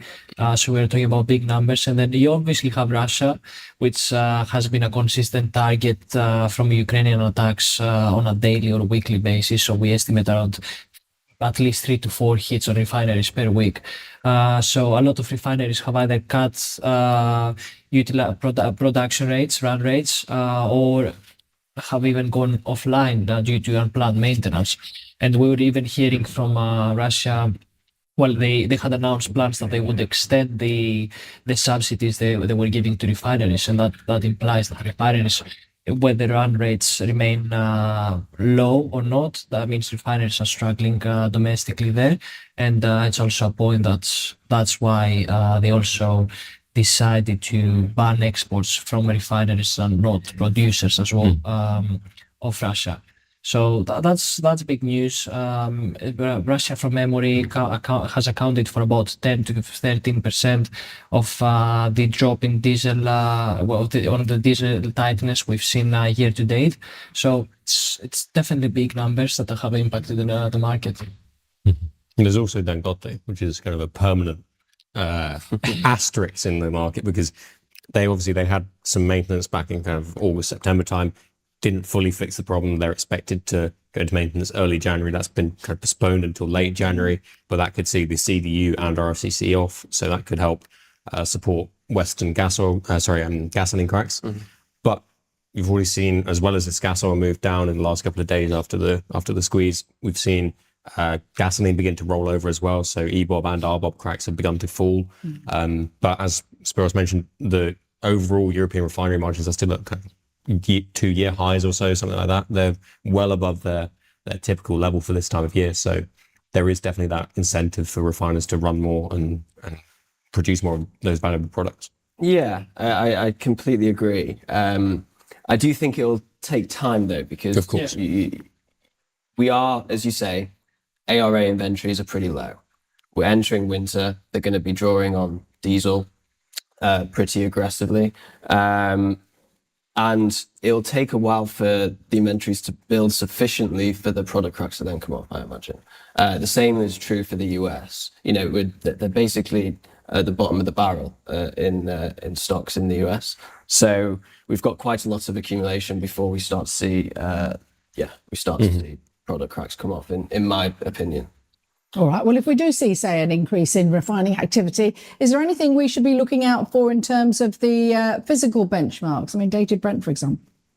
Yeah, well, dated Brent has been an interesting one lately, because we've had this, as you can see on the chart, this huge drop into the lowest that we've ever assessed since we began back in February this year, assessing dated Brent in the physical differential. So it entered below -$1. We'd never seen that before since we started publication. So this isn't just kind of a typical cyclical move down. This was also partly due to refinery maintenance and also the aggressive window dynamic, where we had Vitol offering loads and loads of cargoes, particularly Midland and also 40s. Starting to come back up again as we come out of maintenance. That kind of bear play seems to have at least played out in the most part, in the most aggressive moments, but they still have a few Midland cargoes that we know of that they could still sell in the window. So yeah, exactly. So we're not out of the woods yet, but fair view. But there is some upward momentum, and if you do have more European refining capacity coming back online, you could expect some more strength in the physical differential. I think that's in the CFDs. You can see that expectation as well, right? Yeah, definitely. I mean, according to traders, everybody mentions that fundamental wise and obviously relative to futures performance, the physical market remains pretty weak. Obviously, you know, we're pricing some forward strengthening heading to December. The implied diff is about 50 cents. And yesterday our assessed was -45, so we have a long way to go. But CFDs, which are a way to what implied dated Brent for next for the weeks ahead are strengthening right now. So that's good news. That means that markets expect physical demand to keep increasing. So that should imply better physical differential heading towards the end of November. Yeah, definitely. And I think a key factor was we actually saw one player come out and bid in the window. We saw Mercuria bidding quite aggressively yesterday, and that kind of set the curve higher. And then Vitol ended up getting a bit defensive, didn't they? And ended up hitting. Well, what we had yesterday, just to go through the window dynamics, was actually Vitol offered a Midland cargo. Mercuria was bidding the same dates, and Vitol wasn't lowering it particularly fast. That cargo was lifted by another trader, and once that had been cleared out of the way, Mercuria began bidding, raising its bid to above where Vitol had traded with this other player, and then Vitol sold to that cargo. So it does, like you say, look a bit defensive, as though they were kind of, you know, defending where they'd sold previously to make sure things didn't get out of hand and they hadn't sold too low. But whether Mercuria keeps that going, whether other players come in, like we've got some big guns on the sidelines who haven't been involved for a while that could easily what's happened to them? Could easily step in. Totso, Gunvor, etc. They've been pretty quiet lately, so there is certainly firepower on on the sidelines. Moments like that, though, when you're on the desk and moments like that happen, is that quite exciting? Yeah, when you see you're looking at the trades and you're thinking, okay, that implies that the diff will be down to minus 50 cents, and it goes down to minus 70, then the next day it's down to minus $1. It's like we've never, as I said, we've never seen that before. So when you're calculating it, when you're looking at it, it is pretty like a first time experience. So yeah, definitely an exciting one. Yeah, can be a bit destabilizing. yeah, definitely. But sure. over in Dubai, the things are not like that. I mean, unfortunately, we haven't seen any interesting momentum driving the physical premium. We've seen a couple of elevated here and then activities in terms of volumes. Like we had 80 trades, 78 trades from 70 trades. I saw spectacular compared to last month. Last month we were like, oh, we'll come here. We had 200 trades or something. Yeah. So it's not the same, and the physical premium remains very tight and rates bound around the 70-cent range, which has brought our physical premium for the month. Just over $1 right now. It's I mean, it's a remarkably stable window dynamic. To be honest, you have Tots and Trafi on the buy side, China on the sell side, and that's been the same all month really.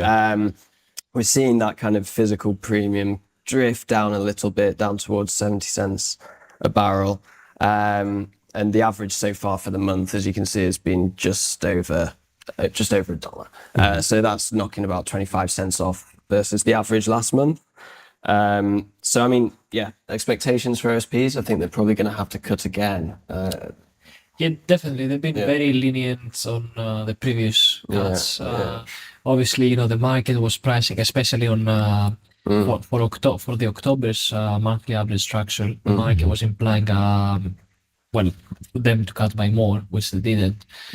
So I think 20 cents has to be at least if things keep going like this. Obviously, it's been a very quiet month, and again, it depends on the final week average, which has been a key tool for them when they assess the OSPs, right? But if we continue in our kind of sideways trajectory, we'd be looking at a final week average in the 70 cents range.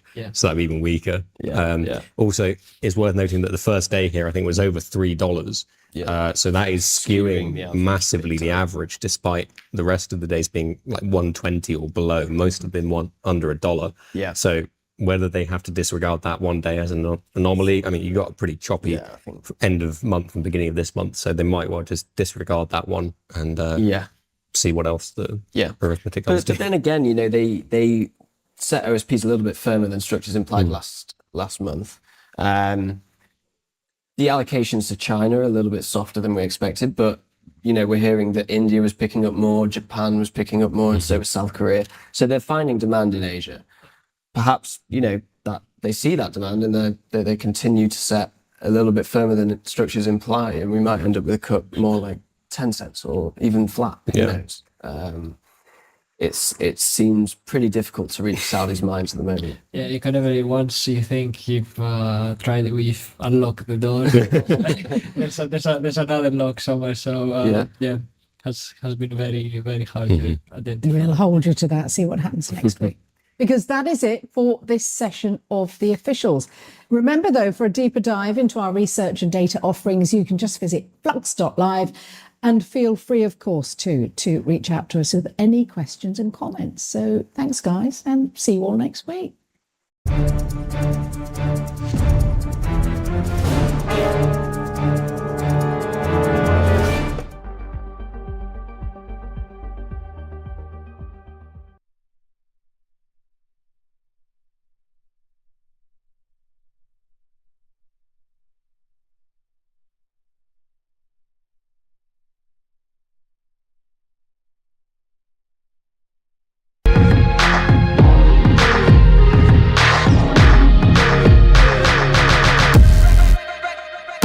Yeah.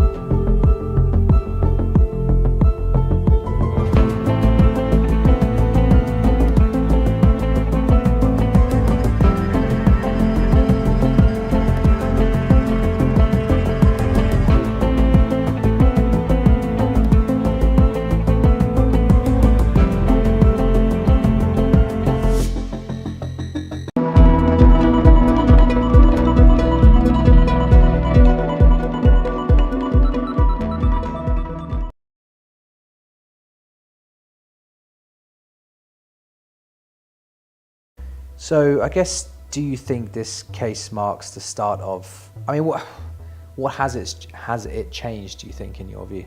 So I think the relationship between illness and covenants had never been considered before, and it's clear blue water with the other cases. But I think it also marks a general approach of the courts to be more willing to enforce non-competes.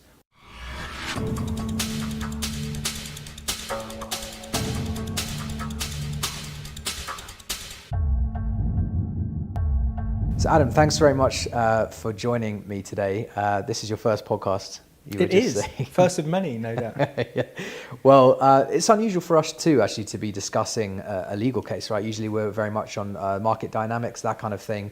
This was a big case for Onyx, big case for Dare and the individuals involved, of course, but there's for sure ramifications in the market, non-competes, contractual type things, and I'm sure there's a lot of eyes on this. There's Bloomberg reports and all that, and we can get to that later. But I guess just to frame the discussion, could you summarize in your view what this was really about? Yeah, I mean, in some ways it's a straightforward case.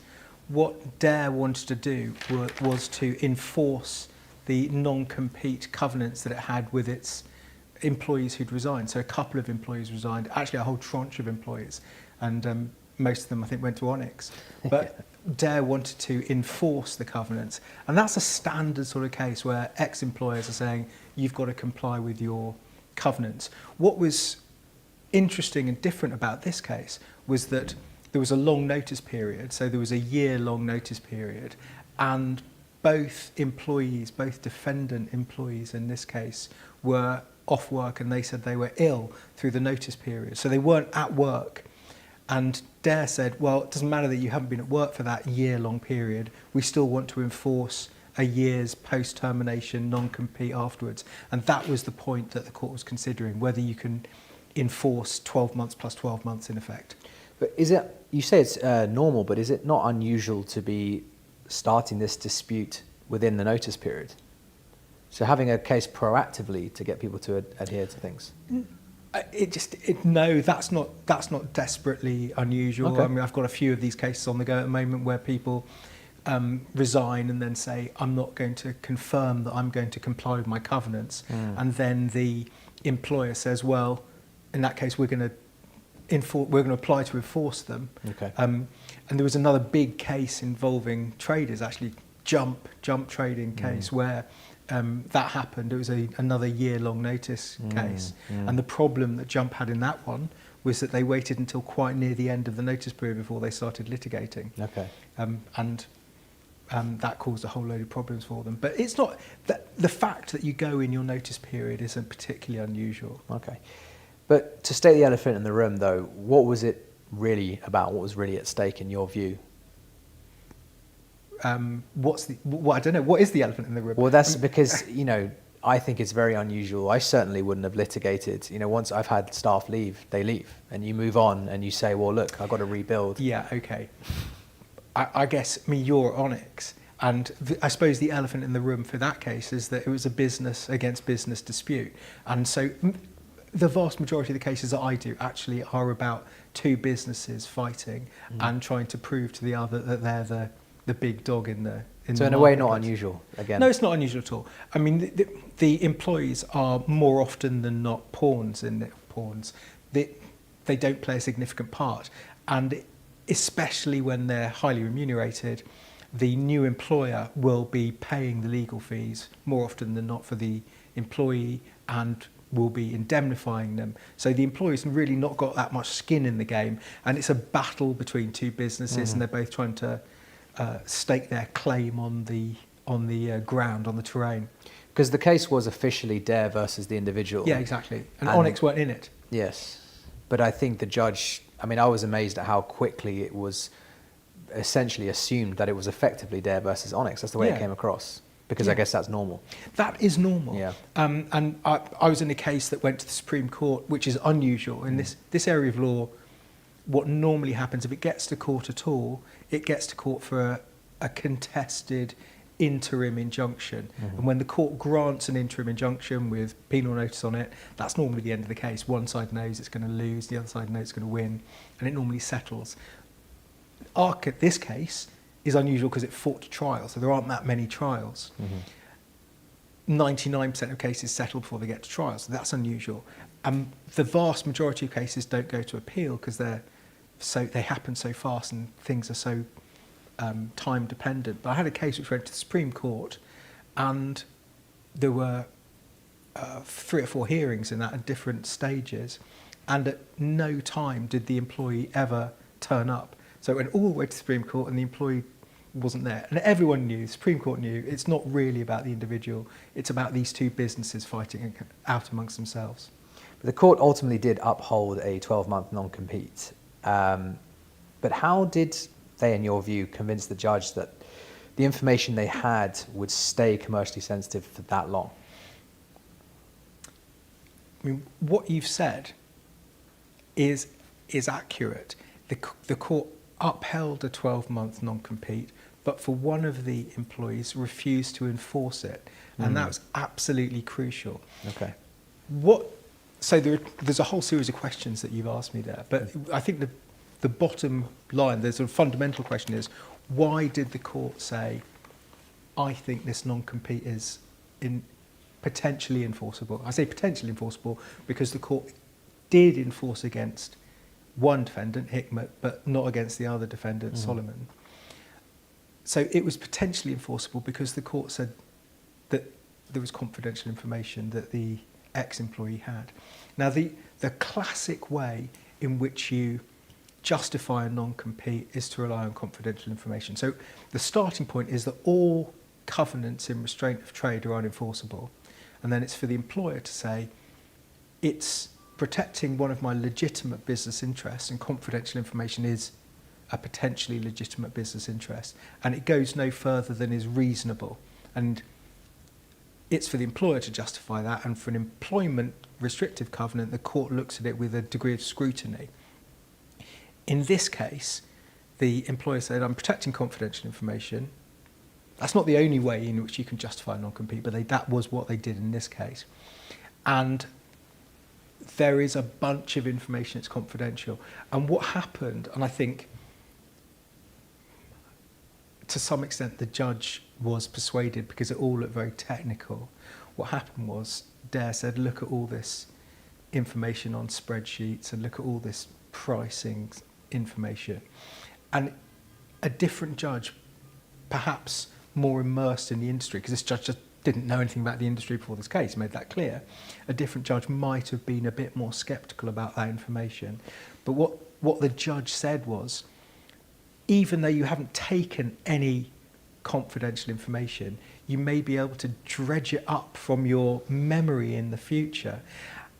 And that seemed to me to be a very generous pro-employer That's approach. what I was going to ask. Yeah, the judgment exactly. was treating memory-based knowledge as confidentiality, which, is that not a slippery slope?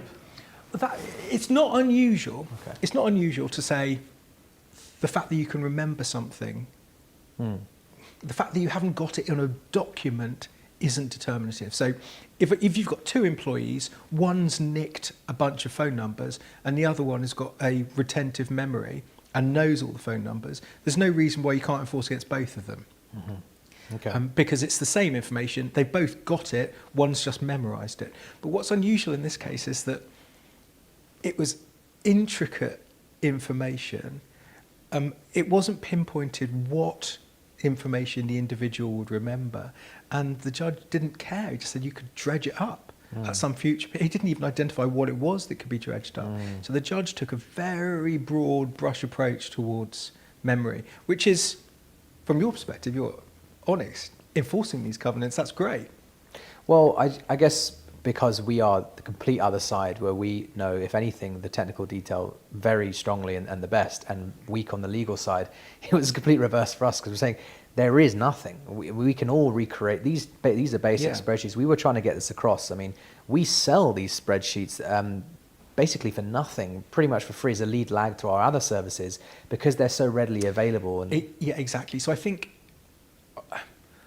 a judge the judiciary in general, they're lawyers. They've been lawyers for 20, 30 years, and they're now judges. They're impressed by technical spreadsheets. It looks complicated, therefore it's probably confidential. On that kind of same point, what about the regulatory side then?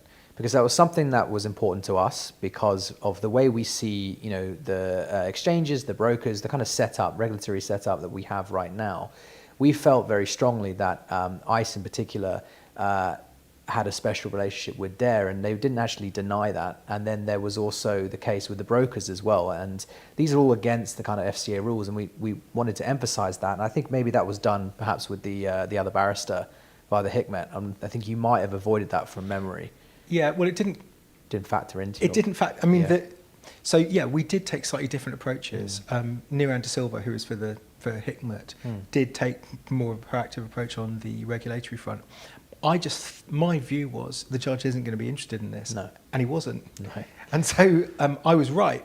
I think it's not impossible that a differently formulated case with different regulatory background could work. So you could say, for example, your covenant forces me to act in breach of my regulatory obligations. Therefore, it's not in the public interest to enforce this. But I don't think the evidence in our case went far enough and wasn't clear enough for the judge to take a view. And what the judge didn't want to do is tread on the toes of the regulators, because that issue wasn't before him. And so he was being asked to make a decision on regulatory matters which haven't been pleaded, which hadn't been argued, which wasn't an issue in the case, and he just wasn't going to go anywhere. And it would have set a precedent. It would have set a precedent, and not necessarily the right one. The judge didn't want to go near that. So I think if you're going to take a regulatory point, the case has to be stronger, and it has to be run that way from the start. So I guess, as we said, there was two kind of sides to this, even though there were similarities, but the two outcomes as well. But what do you think tipped the balance legally and morally, I guess, between the two? It's not complicated. It really isn't complicated. I think the judge found that Solomon was ill and Hikmet wasn't. Okay. That's it. And so when someone's off work because they're ill, they're not simply they're not refusing to attend. And for Hikmet, what the judge says is you weren't just refusing to attend, you were actively working for Onyx during the notice. That's what he found? Yeah. Okay. So he said you were dealing with Onyx, you were giving them confidential information, and therefore I'm going to enforce the post-termination restraint and give a bit of springboard relief in addition to that. So you get not just the post-termination restraint enforced, but you get springboard relief, which is judge-made relief, cancelling out the advantage for your wrongdoing. Now, I think this was a very odd decision in respect to springboard relief. Normally, springboard relief should be for a period of months, and this was for 4 weeks only. It's not clear why he made that decision, so it's not clear what material advantage was gained by Onyx or Hikmet by whatever he'd done. But the big difference between Solomon and Hikmet was that he said Solomon was ill and Hikmet wasn't. So that's clear, but at the same time, if we're talking a kind of moral argument, effectively you're saying, I believe you, I don't believe you, and by inference, you are effectively a liar and this kind of stuff. Okay, but there was absolutely no, or from our point of view, no appreciation. I mean, the judge said at one point, the behavior around the resignation process was extraordinary. Again, kind of emphasizing that Ashley, I guess, didn't behave very well. But what about all the evidence about how Eamon and Jono and Dare had acted? There seemed to be no kind of appreciation of how awful that all was, and let alone, so that's one thing. But then add to that, recording someone privately. When we talked about that openly when it first happened, everyone was shocked. I mean, that's not going to hold up in court. You can't use that. There wasn't even a mention of it. It was just completely taken as... Yeah. What was that about? I agree with you. No one came out of this smelling of roses. And in terms of who won and who lost, I don't think Dare was happy with the outcome. I think they were spitting blood at the outcome. You think? Yeah, definitely. But what else could they have got? Well, they lost against Solomon. Lost against Solomon, but he'd still been out for a long period of time. And in our view, it was just about keeping him out anyway.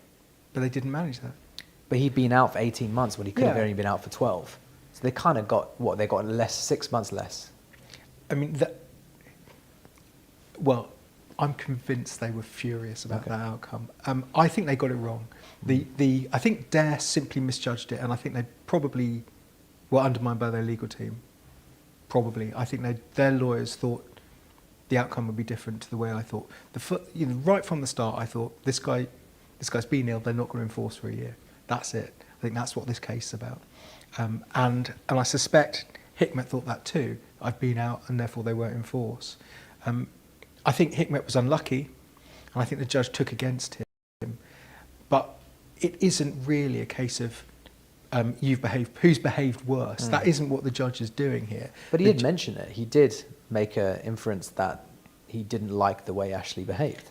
Yeah, that's because he was considering a breach of contract claim. So in the context of the allegations against him, but there wasn't a counterclaim against Dare. Right. So you're not weighing up conduct in that way. Just because Dare had behaved in a way which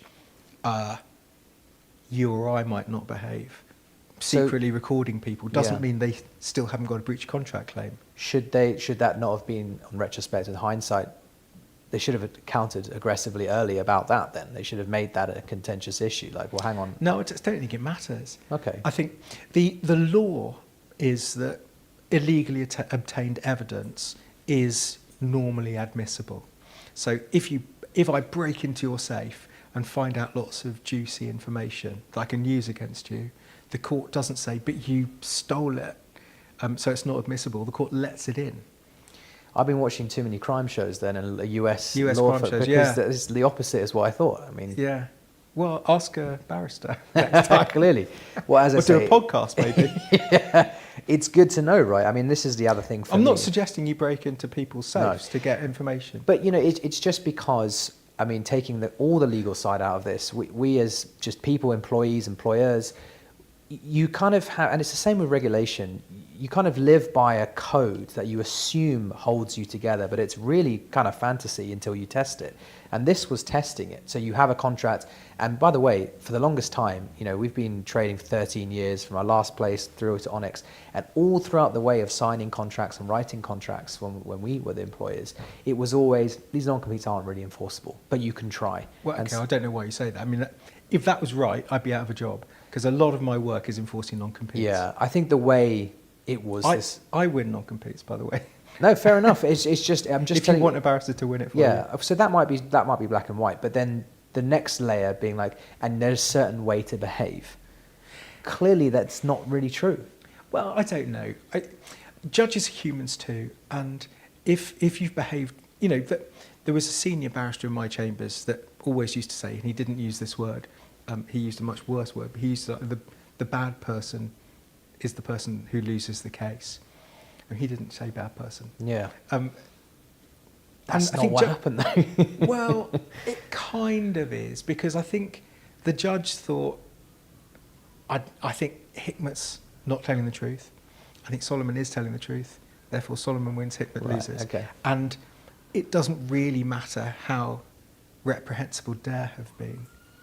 I mean, that might have had an impact at some level on costs for Ashley Hikmet. Not paying all the costs because of Dare's conduct, and it was pretty unpleasant. And he might have been able to say, "You've invaded my privacy" at various points, right. But it was in a public. He was recorded in a public area. I suspect when Dare used private detectives, they crossed the line. But I've got no way of knowing that. That was my gut fear. I've no idea. They may or may not have done. Well, there are a lot of other employees who didn't end up going to trial who make that exact claim. But again, it's the idea that this behaviour is acceptable. You've just said it, I'm repeating myself, but it has no bearing on the case. And I think that's quite shocking to people. You expect there to be some kind of person or authority. Yeah, I mean, there was no suggestion that the evidence they obtained was unlawful either, I should say. I mean, I've talked about unlawfully obtained evidence. I'm not suggesting they broke into anyone's safe. The breaking into a safe is a case. So there was a case, a divorce case about divorcing couple one break into his, I think the husband's safe to show that his assets were much more than he claimed. But there's no suggestion that Dare, in this case, obtained evidence unlawfully. It's just a bit distasteful to record people secretly. Well, I was going to ask, so you talk about being undermined by legal representation. Do you think, though, some of the way this evidence was obtained was aggressive? You know, the kind of some of the exploratory things. I forget the legal wording when you demand to see people's phones and things like that. You know, every stone was turned. Not turned, yeah. And is what I'm trying to say is you kind of get what you pay for a little bit on that front. And these were this is Allen & Overy. This is the top, well, at least the most expensive law firm in the UK. And I guess that's what you get. That's kind of what they can deliver you is bulldog type mentality, I guess. Is that fair? They pressed hard, yeah. Yeah. I mean, the other trader case that I was doing the year before Dare was called Jump Trading. Allen Overy were on the other side in that as well. And that case they withdrew halfway through trial, so it went very badly for them. And I think they got burned in that. In that case, they did sue the new employer. I was instructed by the new employer, Verishian, who was in the Onyx position in our case, and Onyx weren't a party, so he didn't have a barrister. But they did. So I think what happened, A&O learned from what happened, changed their tactics because of what happened in Jump. Right. So they did bring the new employer in Jump, and they didn't in our case. And I think they should have done the opposite in both cases. So I think they're sort of learning or changing their tactics. I can't tell you if that's right because I haven't talked to them about it.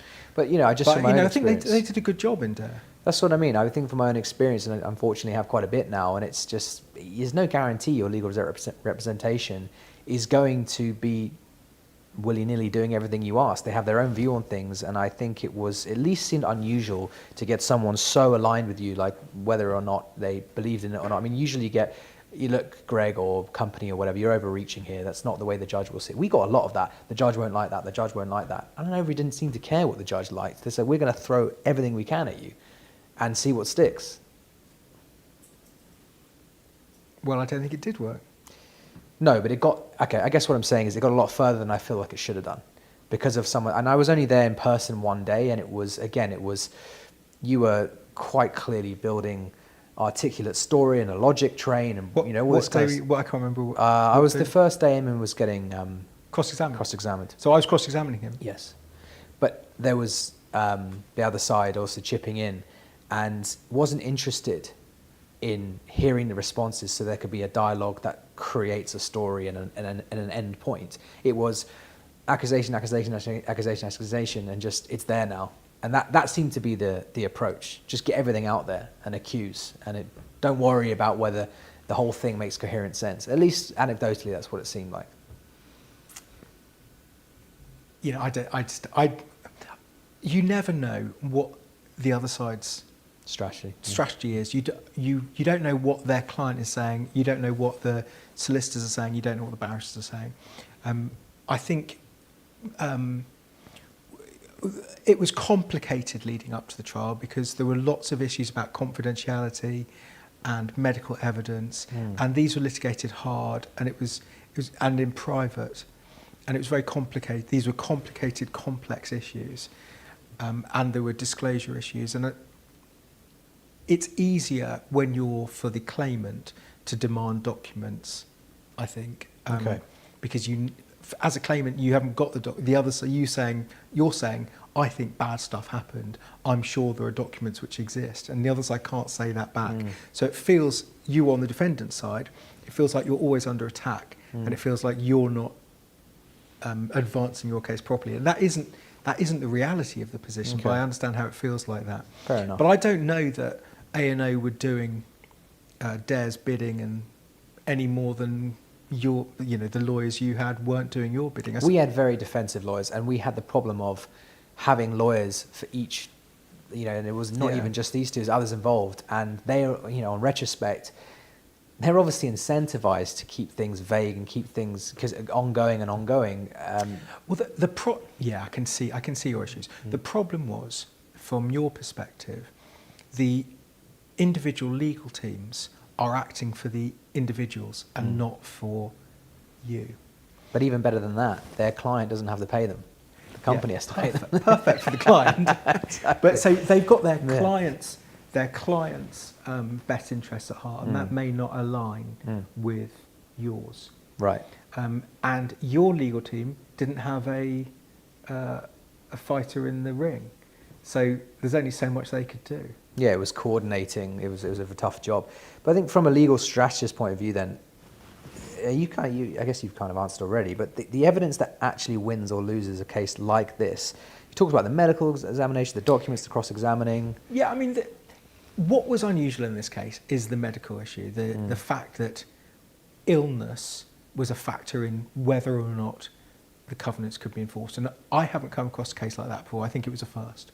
Okay. So there wasn't a precedent for that. And Dare were litigating it as if it was litigating the truth or untruth of the illness, whereas the judge decided that so long as there is a basis for accepting the employee's evidence, that's what the court should accept.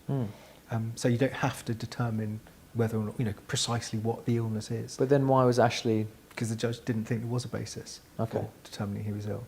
And what happened with Ashley was that he never actually saw a doctor. His dad knew a GP, actually Right. spoke to the GP once on the phone, never again. And after that, the GP just kept signing him off as sick, never having seen him for months and months and months. That's a regulatory problem.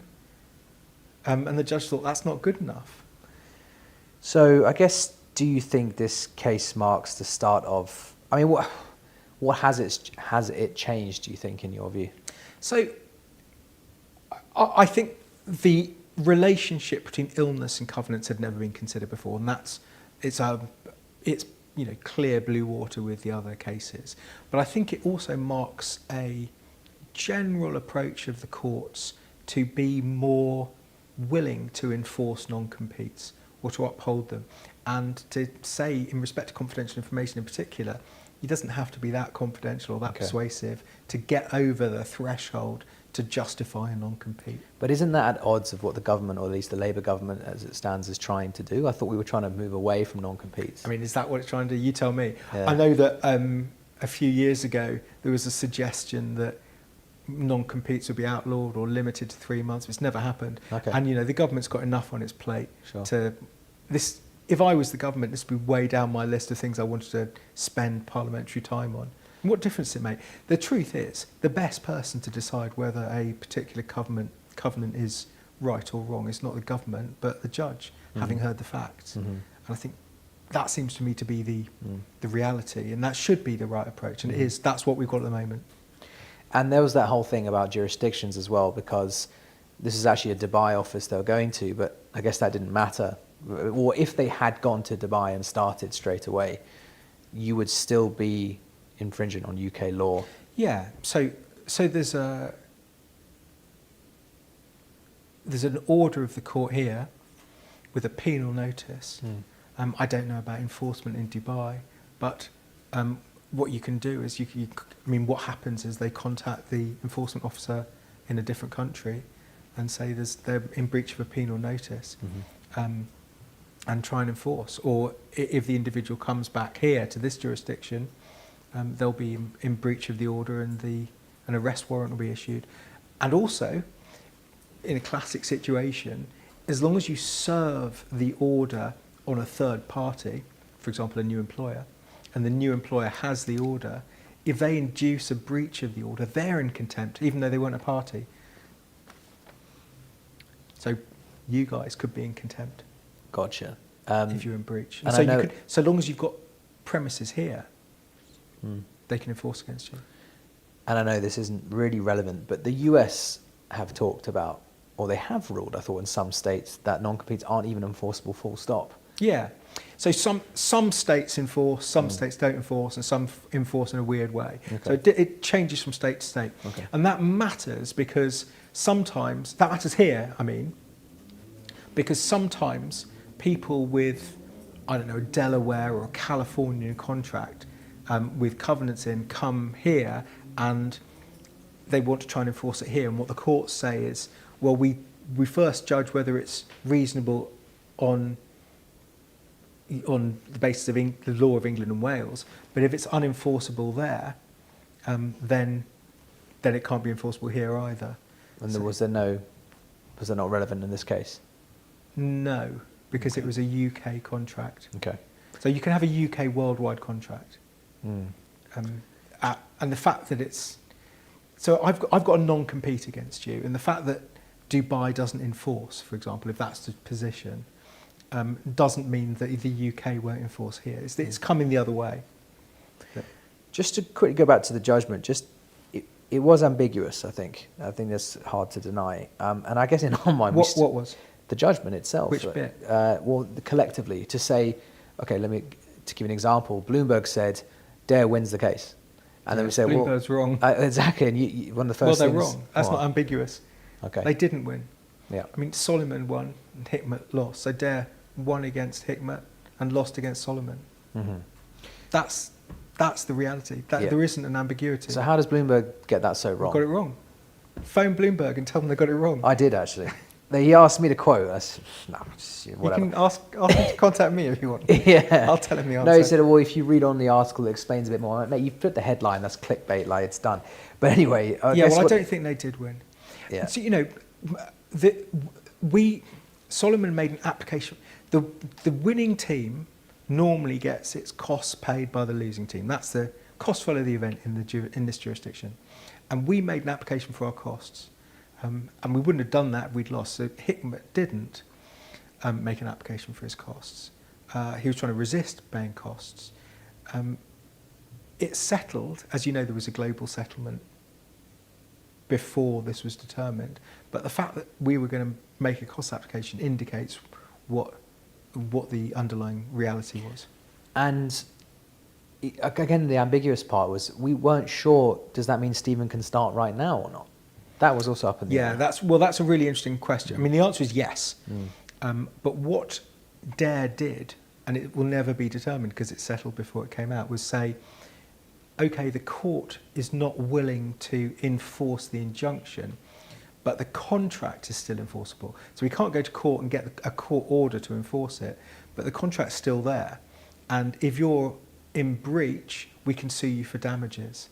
And what Stephen said was, that's wrong.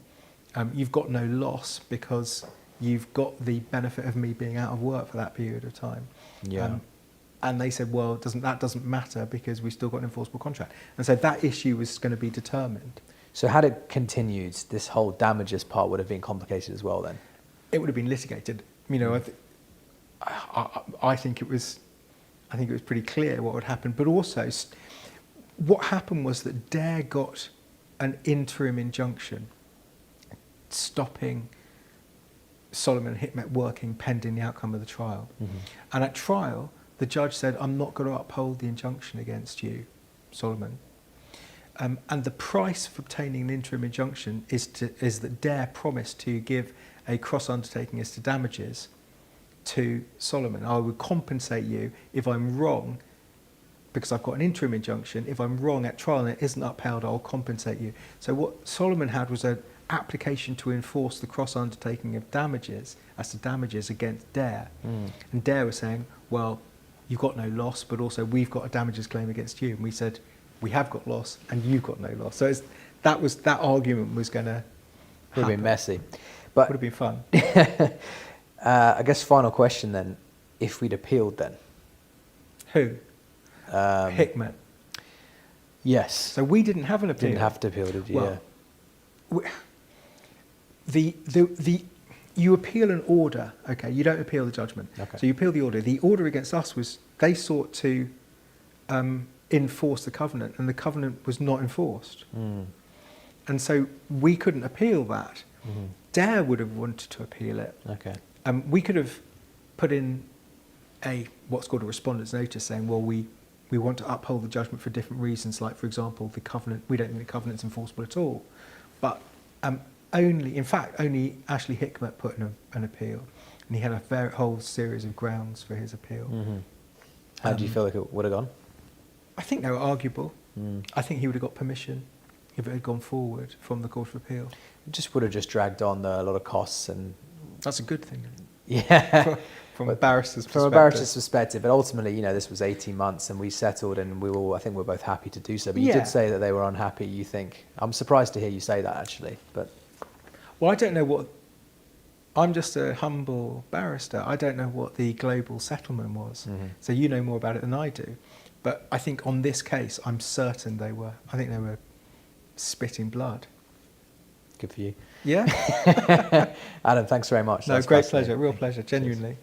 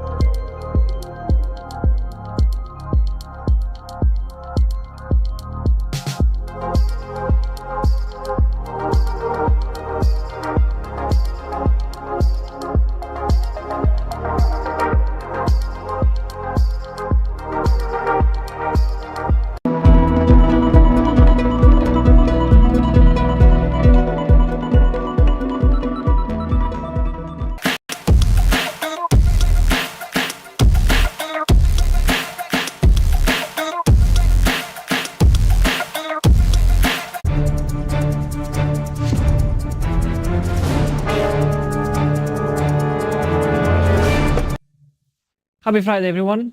We hope we've enjoyed your afternoon so far and looking forward to the weekend as much as the players are looking forward for it in the North Sea, because nothing really happened. Let's have a look here at the window summary where we record every day. So interestingly, Petroenios switched sides today and offered actually a Midland cargo 4th to 8th of December, but the offer was very high compared to where the curve was assessed yesterday, or 115. So they weren't really interested in putting the offer lower. Vitol, surprisingly, was also there, so they have still a few bullets going on, but the offer remained pretty elevated, 150 overdated. So if we were to look at our physical differential, yesterday we assessed our physical differential at minus 28 cents.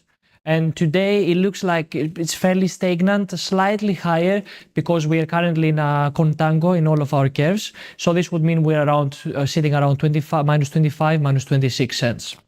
So that's everything in the North Sea. Obviously, see if this activity keeps going, unlike the bid and offering that was almost missing today, this afternoon.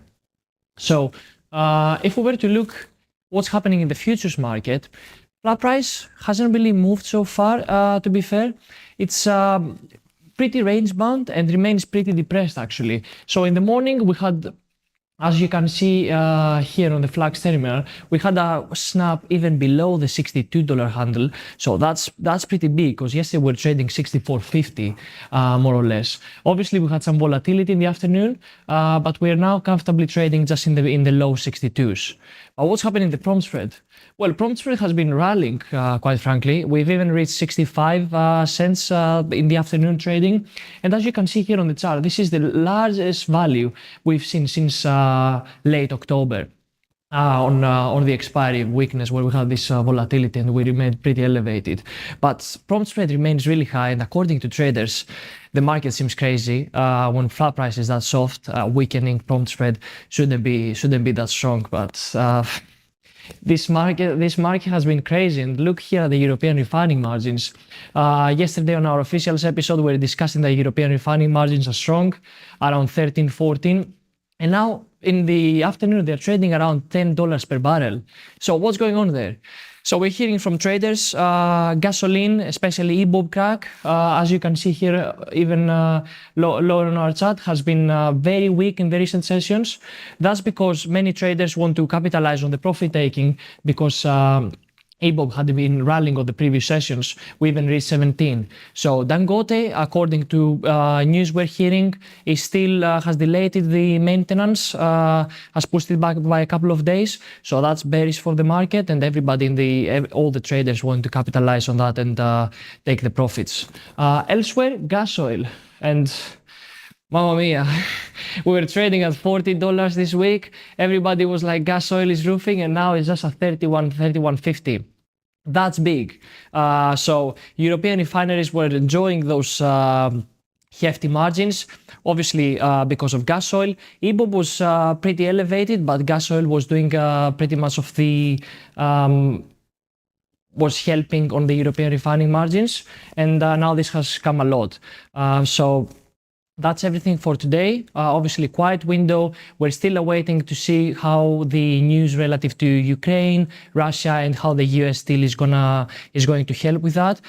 So far, it's worse, but we hope that this will come to an end, which obviously, according to trading sources, should have a bearish momentum in Brent flat price. Obviously, as supply comes to the market, if the news are good.